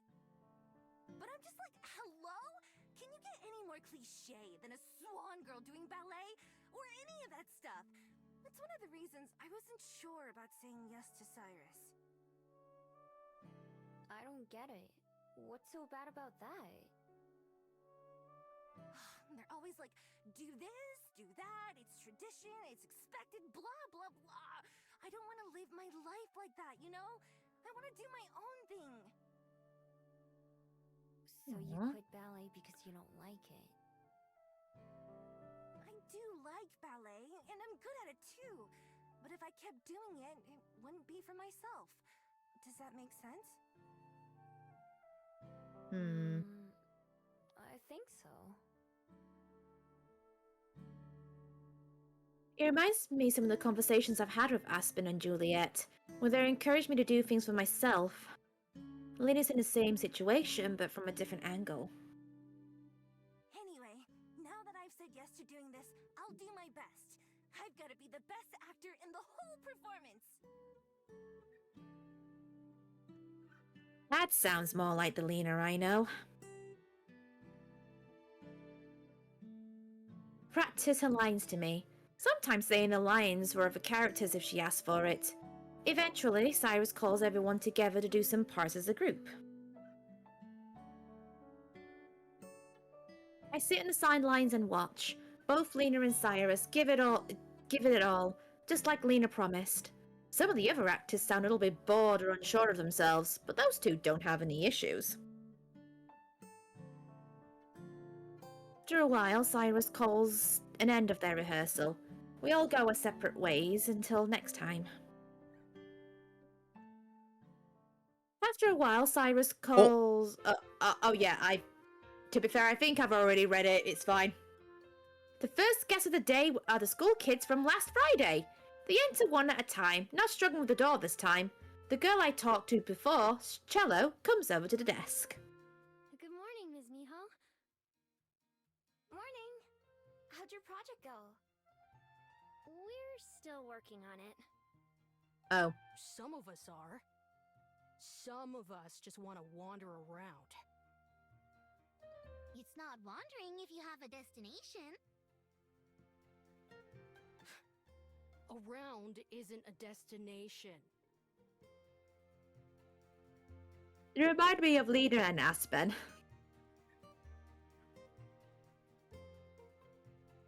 Cello sighs and rubs her face. She must have to put up with this a lot. Well, that's why I wanted to come ask for Ms. Miho's advice again. Again? Yeah, have you met her before? What? She helped us just a couple days ago. Pippa and Armen look at each other confused. Even with her back to me, I can tell Cello is too. I've gotten used to my friends remembering me that I didn't even think about how weird it is for Cello to remember. Strange as it is, it feels like another mystery. Instead of a life-changing event, another question that I can't answer. In other words, not worth dwelling on. I just shrug at Cello and smile, the same way I've seen Aspen do sometimes. It's fine. It's just a thing that happens. The young mermaid doesn't look totally convinced, but she nods all the same. I've also seen Aspen do that plenty of times too. Well, if it's fine with you, I had another question to ask. Ask away. Last time, you told me about your favorite place. Are there any other spots in Wellington that you like? She looks back at her friends, who are both distracted by some of the library decorations. We're having trouble settling on a topic.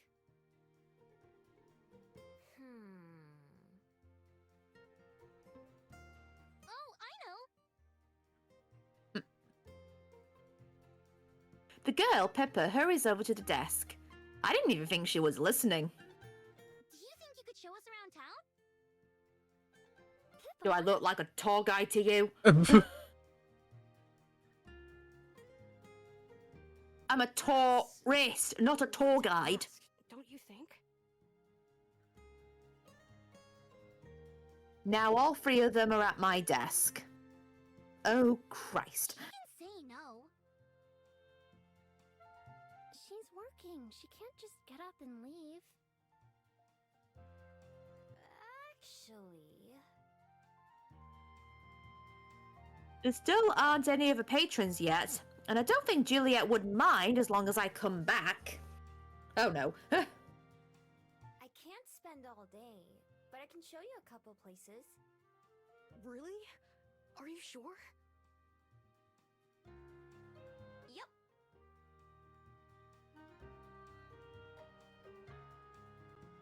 All three of them look at each other, then grin in unison. The first place I take them to is on top of Mount Victoria. This was one of the first places I went to when I came to Wellington. It's so beautiful. Cello and Armen both stand on the railing, looking out at the city the same way I first did. I wonder if they're feeling any of the same things I did. Pippa is right behind them with a notebook in one hand and a pencil in the other. At first, I think she's writing like Aspen would be, but when I walk a bit closer, I see that she's drawing instead. In a few quick strokes, she sketches out the shape of the railing and the slope of the mountain. A few scribbled boxes turn into buildings and houses. Ooh, you're really good. Pippa's head jerks up, surprised. Thanks! Right, saying that, her face turns red and she snaps the book shut. Oh, look at this! Both Pippa and I turn to see Armen and Cello standing by the binoculars. Cello puts her eyes to them, and she pulls back, frowning. I can't see anything. Oh, here. I fish around my pockets until I find a couple of coins and hand them to Armand. Thanks. He feeds them into the machine, and Cello's able to look around. Whoa. She pans slowly from side to side before letting Armand take a turn. He looks all over, bouncing the lens up and down. Pippa, do you want to try?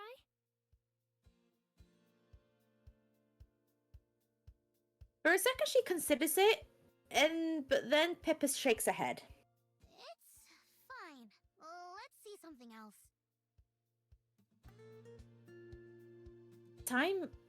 Next we walk down to the waterfront, where the market is. The sea is blue as I've ever seen it. Oh, it would be nice to go for a swim. Maybe for some of us. Is there an ocean near where you guys are from? Oh no, but there's a giant lake and tons of canals. Cello spends basically all of her time in them. I'd rather take a boat than an airship when possible, even if it's slower. You would have swam all the way here if you could. So, there's just something about being on your own with the ocean, when you feel like you belong. What if we did our project about this beach? I definitely don't belong in the ocean. Can we pick something else? I'm with Armand on this one. It's the same as any other ocean. You guys just can't see it, I guess. It's all different. Although she looks a little disappointed, Jella keeps going with a shrug and a smile. We take my usual path and end up back at Cuba Street. Like always, it's alive with all sorts of people doing all sorts of things. As we're walking, Armand suddenly stops dead in his tracks and points. Are those movie cameras? Are they filming something? Without waiting for an answer, he runs off to a corner of the street that's fenced off. Huh. That fence wasn't here before. Armand comes to stop against the fence and wrap his fingers around one of the links. Fair enough, there's a whole crew of people operating cameras and other gear. Whoa! They really are making a movie. What do you think it'll be about? A few people sitting on the bench across the street are dressed in costumes, although it looks like they're taking a break. One of them carries a big staff, and another one is messing with a necklace that he's wearing. Most of them have swords at their sides. Some kind of documentary, maybe? Maybe.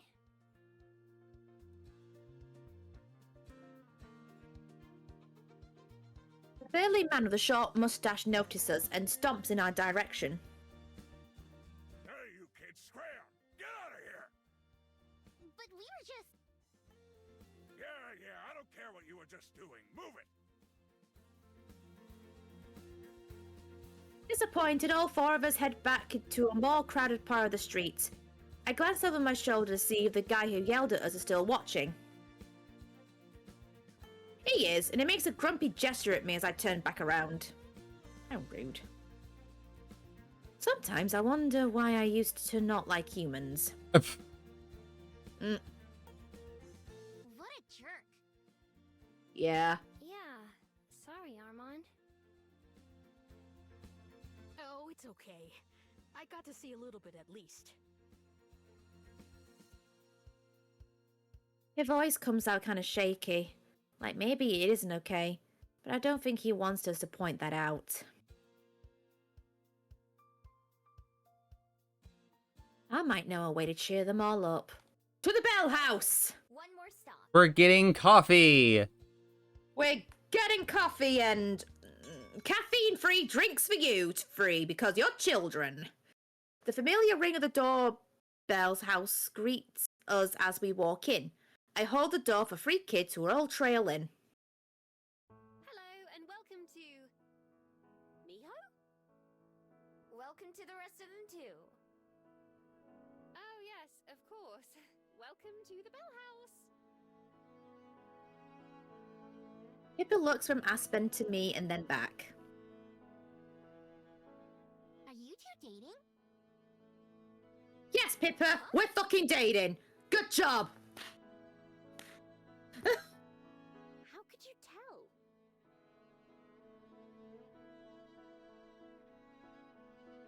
Pippa shrugs. Just can. Well, yes, we are. That's why I was rather surprised to see my girlfriend. You must be the students here from out of town, right? Yes, that's right. You already knew about us? I heard a bit from Miho. Anyway, it's nice to meet you. What would you like to drink? He'll be on the house. Oh, okay, thanks. Ooh. Means it's free. Pippa gives me a strange look. Really? On the house? I thought we'd be having drinks like literally on top of the house. Damn. I know what it means. Aspen bites her lip to keep from laughing, but I can see it in her eyes. I smile too. The three kids place their orders and go and sit down, while I stay at the counter. Babysitter for a day?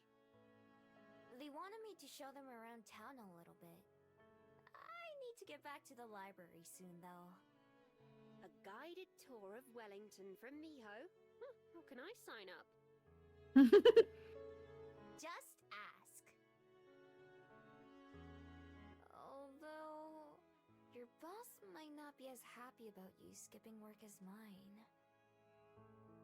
True. Maybe I should take that store position after all, so I can make my own hours. Ooh. Oh yeah, I forgot all about that. Are you still thinking about whether or not to do it? Yes, it's practically all I can think about when I'm here. I have to give Regina an answer by next month, though. Oof. I'll talk to you about it later, though. What would you like to drink? Surprise me?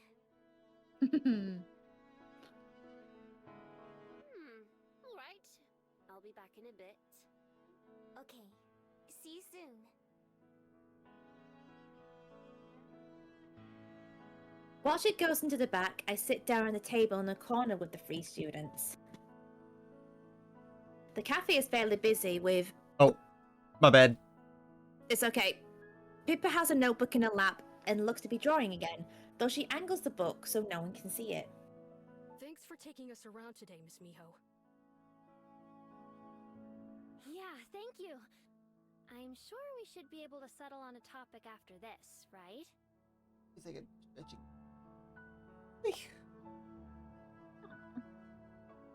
Armand nods under Cello's withering glare. Right. Pippa, on the other hand, doesn't seem to notice. She's fully absorbed with whatever she's working on. Pippa? Did you have any ideas? No response. Quiet, Cello just rests her head on the table instead of trying to get Pippa's attention again. I still think we should just make it about the ocean. Pippa's kind of right, though. It's hard to make the ocean seem special. What about the movie crew? Just without that guy at the end. But would that really be showing Wellington itself? Maybe not. For a moment, everything's silent in our corner, other than the scratch of Pippa's pencil. Then she smacks that down to the table and turns her notebook around for us to see. Look! Even as a sketch, it's easy to identify the Bell House. There are a few changes, like the plans and decorations, but it's still unmistakable. She's drawn it from the outside, with an overhead view right beside it. In there were the tables, populated by people that I hope aren't supposed to be us. Wow, Damn. Pippa! May I see it? Pippa reluctantly hands the notebook to Cello, who holds it so I can see better too. The Bell House isn't the only thing she drew, though. Part of the street outside is shown includes some sketches of statues and storefronts that we walked past. Across from her, Pippa waits anxiously. I thought that a coffee shop might show it best. How all the different kinds of people exist here. It's a place Ooh. that everyone loves, no matter where you came from. I mean, yeah, it's kind of hard to like not enjoy the vibe of a coffee shop though. Yeah. Even if you're not getting anything, you just, relax. Yeah. At least, that's what I was thinking. I think that's beautiful. Aspen's shoes click against the floor as she approaches us with a tray balanced in her hand. Stopping at a table, she picks up first the free drinks and hands it to Pippa. Sorry, I couldn't help but overhear. But I often think of the Bell House the same way. It's something I love about this place. In fact, I first met Miho here. Aww. Pippa's eyes go wide. Destiny? Destiny. I wondered the same. Cello sets the notebook down on the table before taking a sip of a drink. Her eyes light up when she does. Whoa, this is really good. Armand nods vigorously in agreement. I'm so glad you like them. Miho, I forgot your drink at the bar. Would you like to come get it? Oh, sure. You need to come over here for a second, let the kids be themselves. Mm-hmm. Behind me, I'm pretty sure all three of the kids snicker amusedly.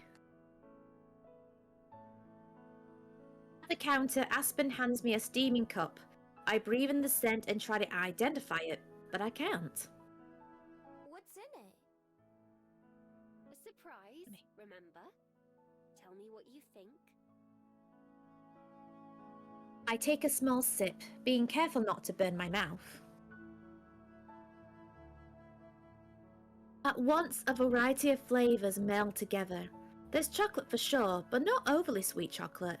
There's also coffee, but it's not too bitter. On top of all that, there's another taste. One that I recognize, but can't place. I love it. Phew, I was afraid I may have used too much chocolate. What are you, Lena? Everything was perfect. But what I mean, kind you of can never have too chocolate much chocolate though. Too much chocolate, though, could be quite sickly. That's fair. It just becomes gammy. We usually only put shaving on drinks, but this was a special one. The other flavor is lavender. Sometimes people don't like the flowery taste, but I thought you might enjoy it. Definitely. What's it called? I'll order it again for sure. It doesn't have a name yet, actually. I'll try to think of one. In the meantime, I'll write down the recipe so I don't forget. I take another sip, as good as the first. May I try it? Of course. I pass the cup to Aspen, who stares at it for just a moment before pressing it to her lips. Wow, that is perfect, if I do say so myself. She takes another sip. Hey, don't drink it all. Chuckling, Aspen returns the beverage. Sorry. I'll make my own on my break. Is that soon? Unfortunately not. In fact, I should get back to work before too long. If Lena catches me, I'll never hear the end of it. Literally. Alright. I won't keep distracting you then. I should get back to the library. Although... I look back at the kids who are all hovering over Pippa's notebook as she sketches more. It's fine, they can stay here. I don't think there'll be any trouble, and I'm sure it'll be easier for them to get back to their class. You sure? Thanks. Of course. Talk to you later? Of course. Okay, I'll go from here. Okay. We'll go back to the park. While looking for a tree with some good shades to sit under, I noticed some unusual markings in the bark. They're almost definitely man-made. I've never seen tree markings like this naturally occur. One marking is a heart with 2 names in it. Maybe some kind of bromance ritual to permanently bind those people together. Creepy. There's some kind of drawing, but I can't really make out what it's supposed to be. A weird arrow, or maybe a misshapen spade? It looks fuzzy. Who knows? These strange arcane symbols could mean anything. They certainly don't affect this shade being nice. That night, as I'm laying in bed watching TV, my phone buzzes in the windowsill, startling me. It's Aspen. Hello? Miho, I didn't wake you, did I? Nah, I was still up. But I thought you went to bed hours ago. Is everything okay? I did, yes, and I'm fine. I woke up to get some water and saw that I had an email. And after I read it, Oh? I couldn't wait to tell you. Heyo. Are you ready? Sure. She clears her throat and gulps down some water before she starts. Dear Ms. E? Benoit, we've read your draft and we're very impressed with what we've seen so far. Yes! A couple steps away from being what we're looking for, but we'd like to fix that. One of our representatives will be in the Wellington area this Friday. Would you be available for dinner to discuss more? Best regards, Avery Frost, editor. I bolt upright in bed, as if Aspen were here telling me in person. Whoa. So they're gonna do it? They're gonna publish your book? Okay, we gotta talk first, because they gotta edit it, but... Yeah. Well, it sounds like there are still some details to be worked out, but... Congratulations! Yay! It's a good thing Julia doesn't sleep during the night. I can hear her laugh through the phone, and I can't keep a grin off my own face. Thank you. Thank you. Wait a moment, I'm not dreaming, am I? Nope. Good. Lately I keep thinking that my life has been going far too well, and surely I'll have to wake up soon and find that none of it was real. Oh, that's a mood. Although, it sounds like maybe you should go back to bed. Probably. I'm not sure I'll be able to fall asleep again, though. Wanna come over? Juliet's awake too. She laughs again. Tempting, but I shouldn't. Tomorrow, though, after I get off work. We're gonna celebrate? Damn right we are. Let's go somewhere, just the 2 of us. Let's go, date night! Sure. Yay! Like where? Dunno. Figure it out when we get there. Of course. See you at breakfast then? Mm-hmm. Aspen yawns, causing me to yawn too. All right. I get the message. Good night, Miho. I love you. I love you too. Good night. Aww. Settling back into bed, I can't keep a smile off my face, even as my eyes get heavier. If anyone deserves some good news, it's Aspen. I'm so glad she can stop worrying so much now. Oh, I'm hoping that like we get more story with Tommy or Lena, but ugh. Yeah. Oh. Just enjoying a nice walk on the beach when an intrusive thought makes itself known. Sand. How far does it go? Like beaches always have a definitive cutoff where the sand stops and turns to dirt and streets. What about down? How far down can you dig and still get sand? Or is it just dirt after a certain point? Wait, let's think about this logically. Sand must be a product of the ocean in some way since it's always right next to the ocean. The sand probably goes down as far as the ocean goes. But then where do deserts come from? I think it's better if I don't think about this anymore.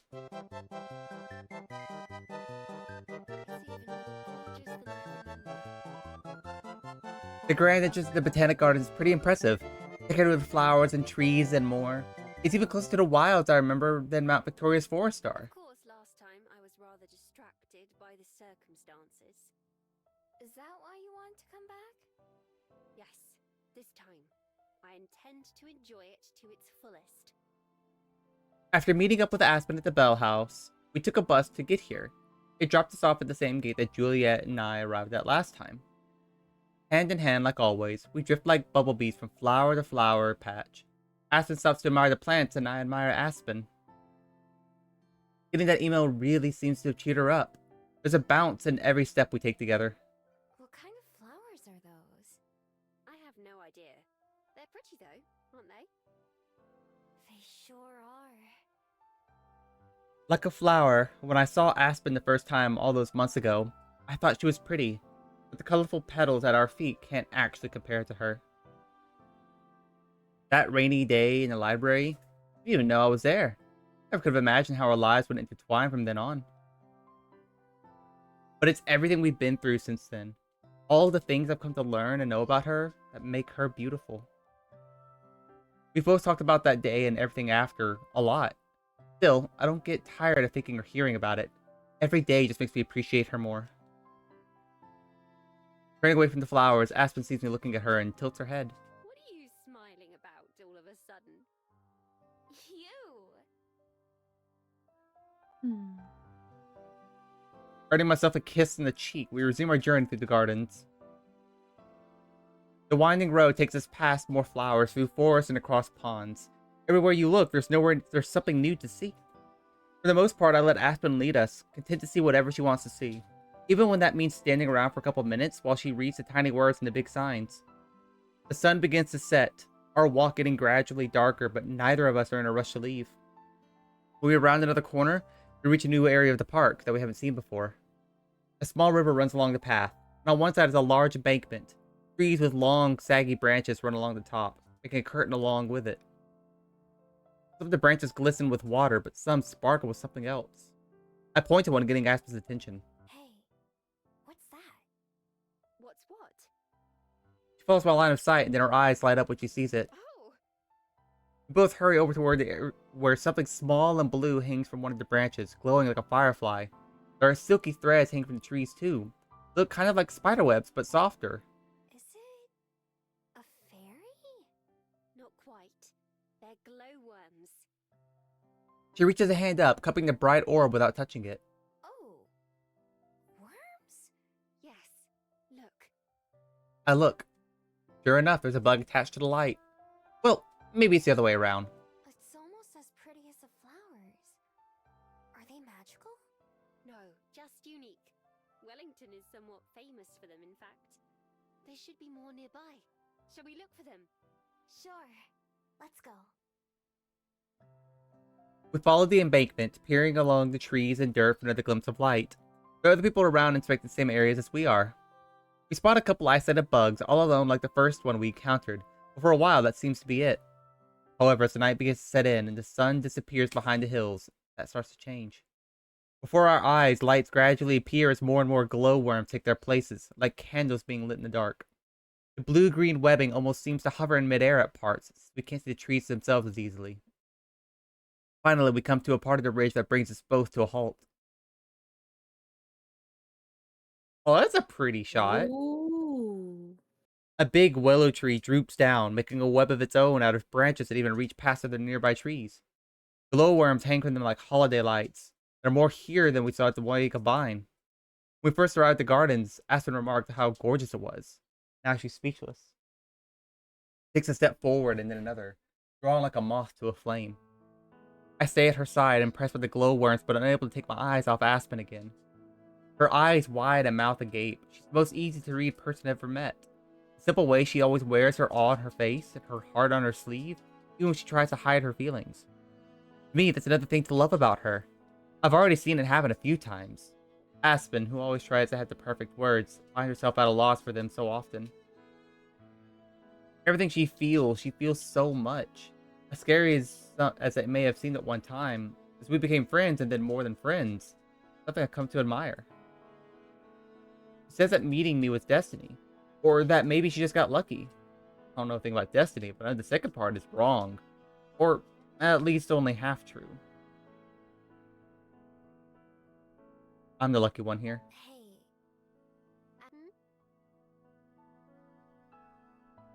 Still entranced, she turns her head to face Aw. me, and I lean forward to kiss her.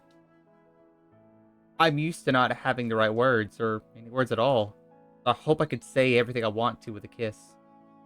Her eyes flutter shut behind her glasses. She smells faintly of coffee and flour. Her lips taste like love. Aw. Okay, that's really sappy, but it's cute. Yeah. I hope she knows just how much she's made my life better.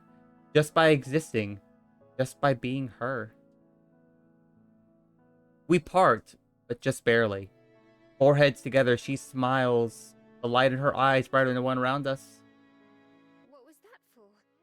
Not that I mind, of course. Just because. I was thinking about how lucky I am to be able to do that. I see. In that case, Kisses me again. Just because? because I love you. And so you'll keep doing that? That's the easiest promise I've ever made. Eventually, we walk away, letting some of the other searchers enjoy that spot. We follow the winding path through the gardens some more, taking our time and stopping to admire anything that catches our eyes. There are plenty of those, not just the flowers and trees, but the lamplit pathways and streams, too. At the end, we leave from the gate we entered through, taking a shuttle back into town. I walk with Aspen to her apartment before we part ways for the night. Holding my hands inside her door, she gives me one last kiss. Thank you for a perfect evening, Miho. It was your idea to go there. So, thank you. It was only perfect because we were together, though. Just take the compliment, silly. Fine, fine. Smiling, Aspen steps forward and hugs me, enveloping me in that coffee and flower scent. Well, shall I see you tomorrow then? Yeah. I already can't wait. Me either. Good night, Miho. Good night. With a final wave, Aspen disappears into her apartment. I make my way back to the library, feeling lighter than air. Oh, back at home? I've only been home for a little bit when I decided to step out into the night again. My last encounter with Silver didn't go so well, but it hasn't made me any less determined to talk to her. It's not just because of my magic and what she might be able to tell me about it, because I also want to help her. Girl, she does not want help. No. Like, leave her alone, stay in your lane, be with your girlfriend. Well, I didn't expect things to go exactly the same way for Silver as they did for me. I hope that maybe someday she'll want to change too. Making my way to Mount Victoria doesn't take very long. Just like last time, I changed forms and searched for Silver Scent, looking on and following it through the forest. I eventually find her in her two-legged form, sitting on a log with her back to me. For some reason, I'm surprised. Just assumed she spent most of her time as a fox. I changed forms myself. Somehow I don't think she's noticed me yet. I'm not sure if I should call out to get her attention or what. I don't think she'd like being surprised, but there probably isn't any chance that she'd be excited to see me regardless. Taking a step, I have my decision made for me. The snap of a branch under my foot gives me away. Damn it. Sure enough, Silver spins around, her eyes going from shock to annoyance when she sees me. She leaps to her feet in a fluid motion, while I hold up my hand to hold up my empty hand to show I'm not a threat. Stupid dog. Learn to obey when you're given a command. I told you not to come back here. You're not my owner. That's the thing. You're not my owner. That's You different. don't own me. Oops. Guess I must not have heard that part.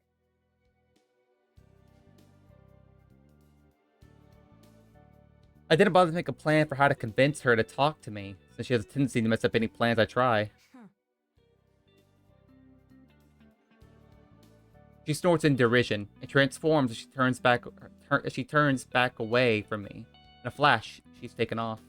Not this time. I change forms and run off after her. She's tricky, not just fast.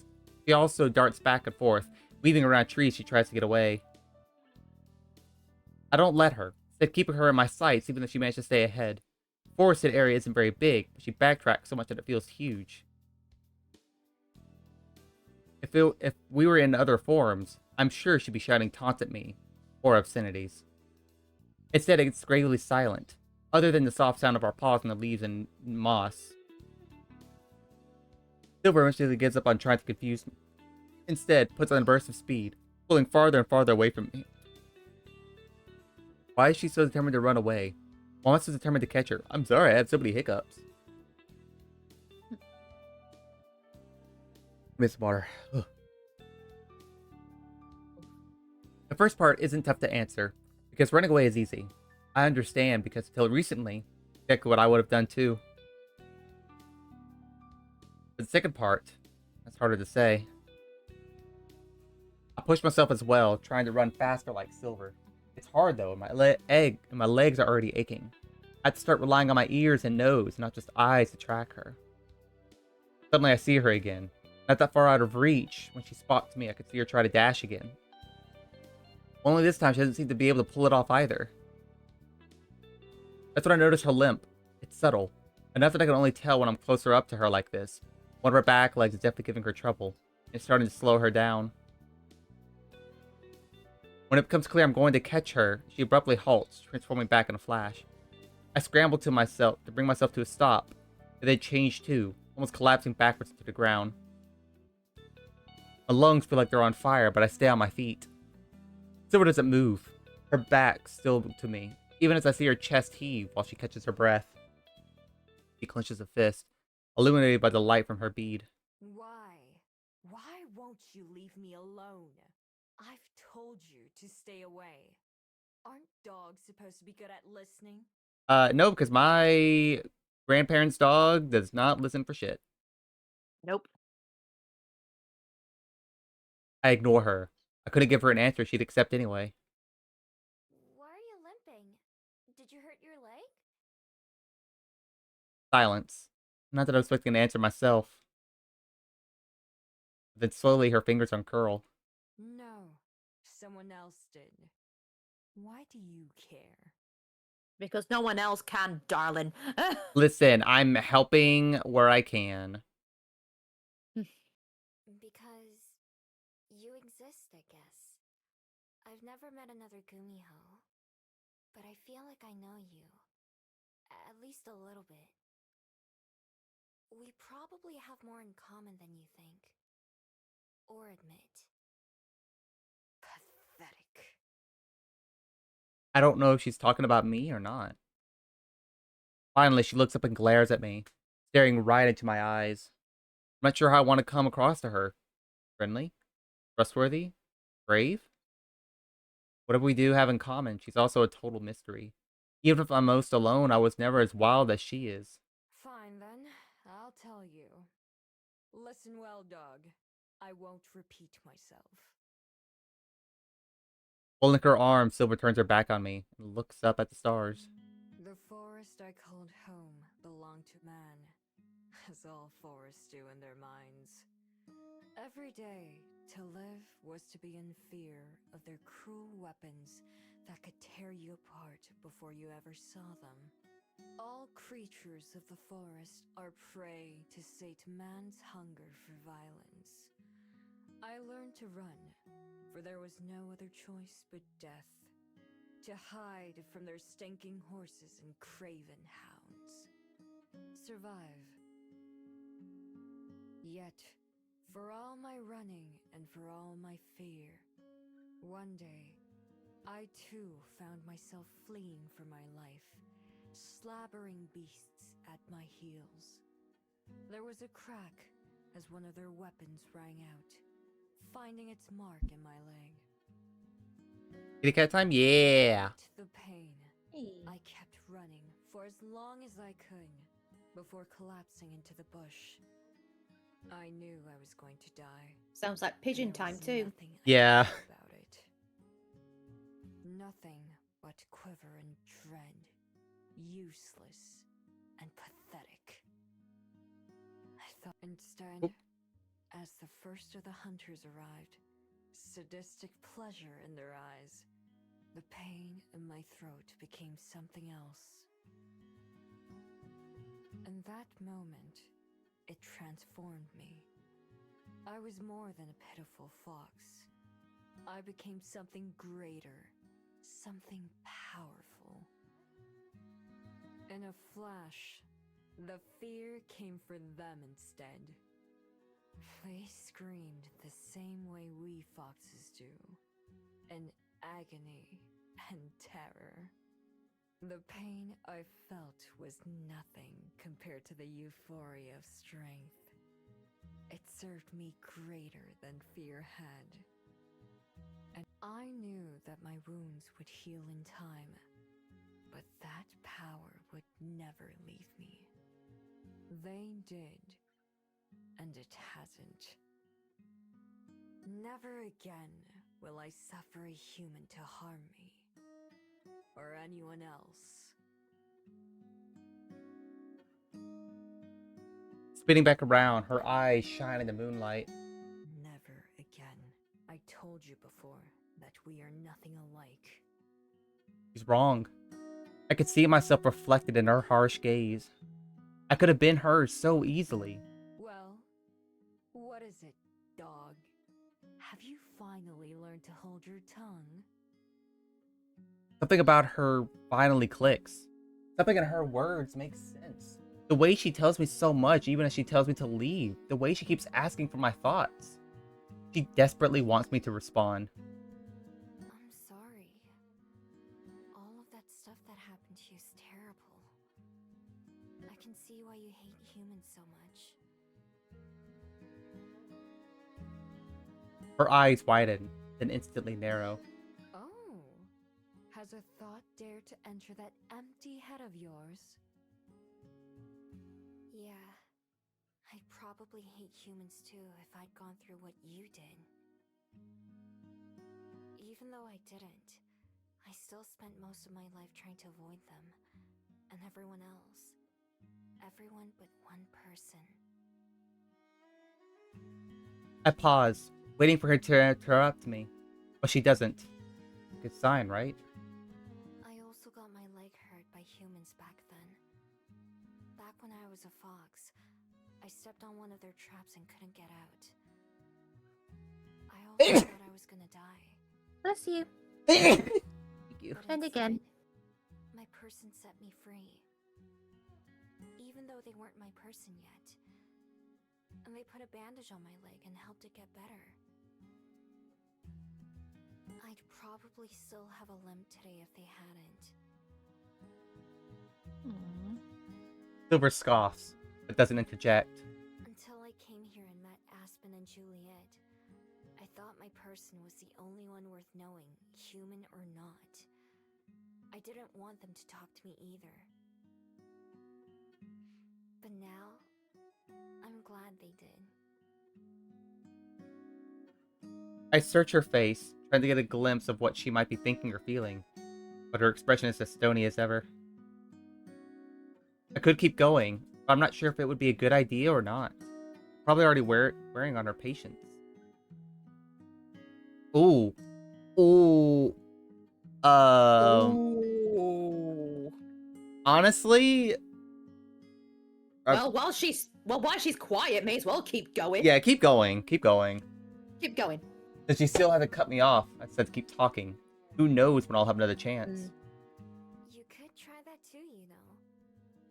I could even introduce you to my friends. I haven't told them about you yet. They don't have any idea you exist, but I'm sure they'd be just as nice to you as they were to me. Not all people are bad, humans or fabled. There are good ones too. Just like there are probably good and bad Gumiho. All I get in response is a cold stare. Well, it's not like I really expected her to say yes. I tried. From the way she fidgets, I could tell we're getting near the point where Silver is going to decide she's had enough and run away. Before she could do that, there's something I have to know. Hey. What? I never asked before, but what's your name?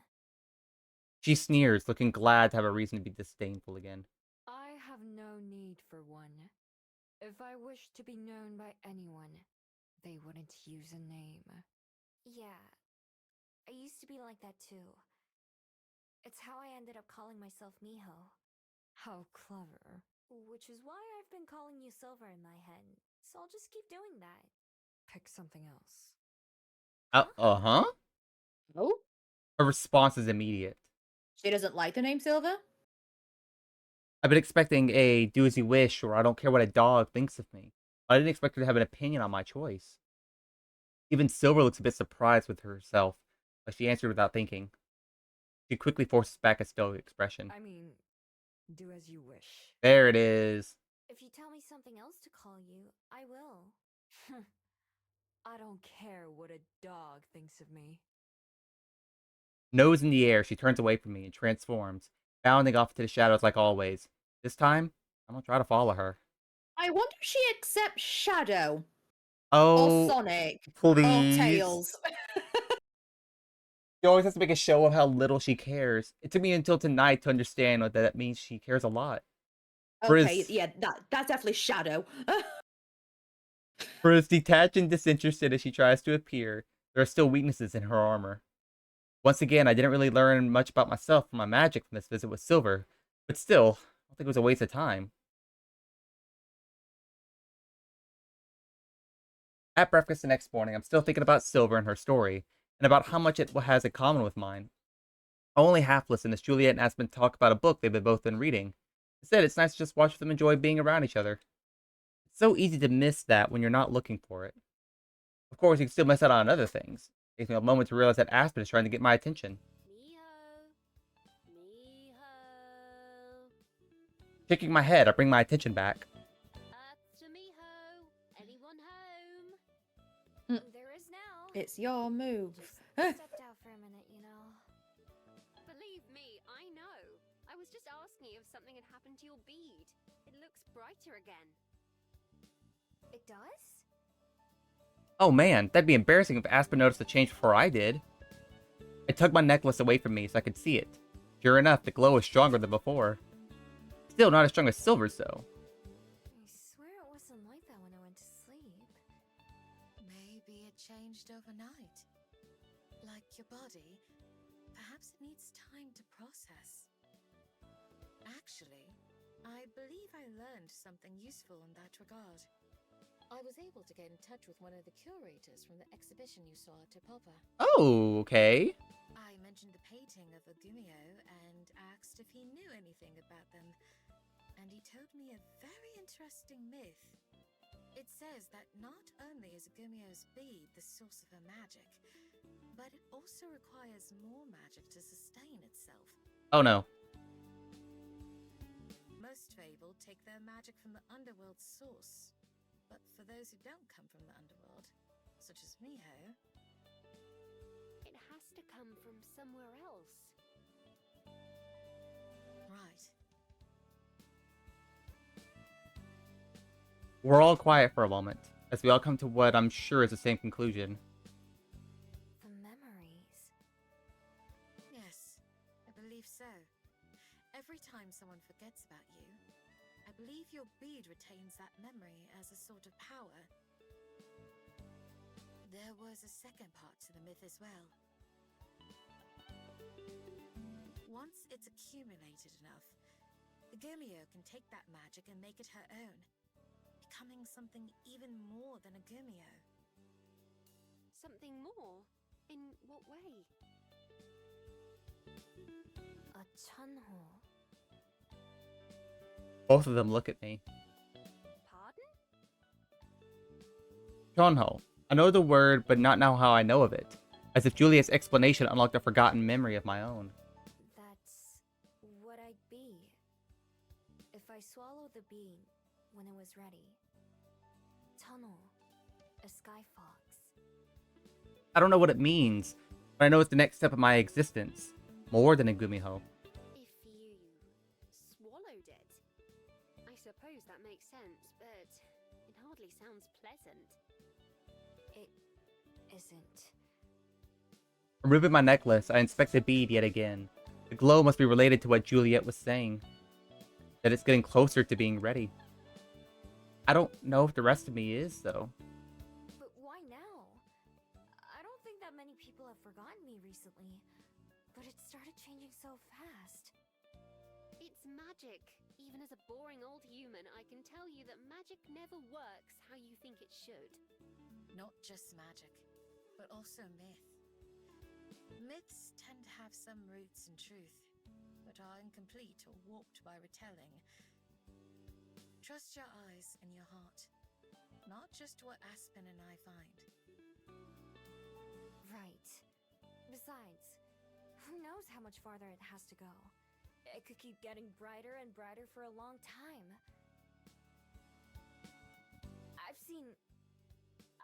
I'll see if it looks any different this time next week. I was about to mention Silver, but managed to catch myself. I want to tell Aspen and Juliet about her, but not yet. Not until I know her better myself. Not until I can convince her to meet them. And it could take even longer for Silver to change them for my bead. Although, now to think about it, what does the brightness of hers mean? That her bead has stored even more magic than mine? Something about that doesn't feel right. It can't just be about an amount. It has to be something more. I wonder if even she knows what it is. There's one more big question, too. One more big what if. If I do that, would it mean people stop forgetting about me? If my bead isn't there to steal the memories? That would be very nice if so. Indeed. I couldn't say, but I share Aspen's feelings, as I'm sure you do too. Yeah, I do. I lock the necklace back around my neck. The more I learn about my powers, the more conflicted I feel. I know Aspen and Juliet mean well, but it's just not something they can understand. Even though Juliet has magic of her own, it's entirely different from mine. The conversation changes to recent events at the library and Bell House. None of us mentioned anything else about magic or Gumiho for the rest of the morning. Whatever's going to happen with my bead, I have to figure it out for myself. Okay, I think we stop there. Okie dokies. I can save over. We'll just save over this one. Okay. Oh, if you know, you know. What do you mean? If you know, you know. Well, again, thank you, Heroynex, for joining me in Yeah, the. thank you so much for having me. Yeah, let me. Want to tell people where they can find you at? Oh, you can find me on Twitch and you can find me on Blue Sky. Alrighty, and there's the information, y'all. Be sure Hey. to give them some love. Hey. What do you mean?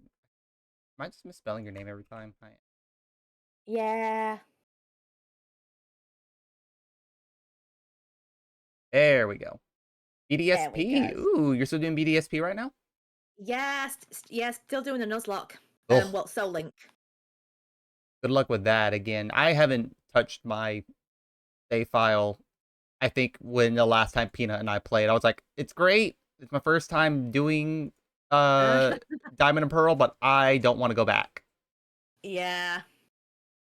In the meantime, Oh boy. I'm gonna find somebody to raid. Let's go say hi to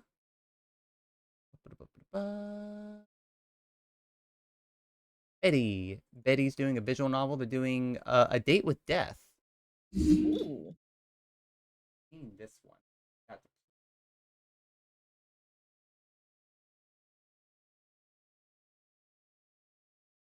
Hope you guys have a lovely time with them. Again, thank you, Hiro, for joining me. You have a lovely rest of your day and rest of your week. Yay, thank you. You too. All right, bye. Okay, bye.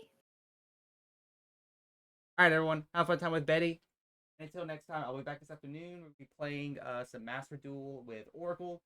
And have a good one, y'all. Bye.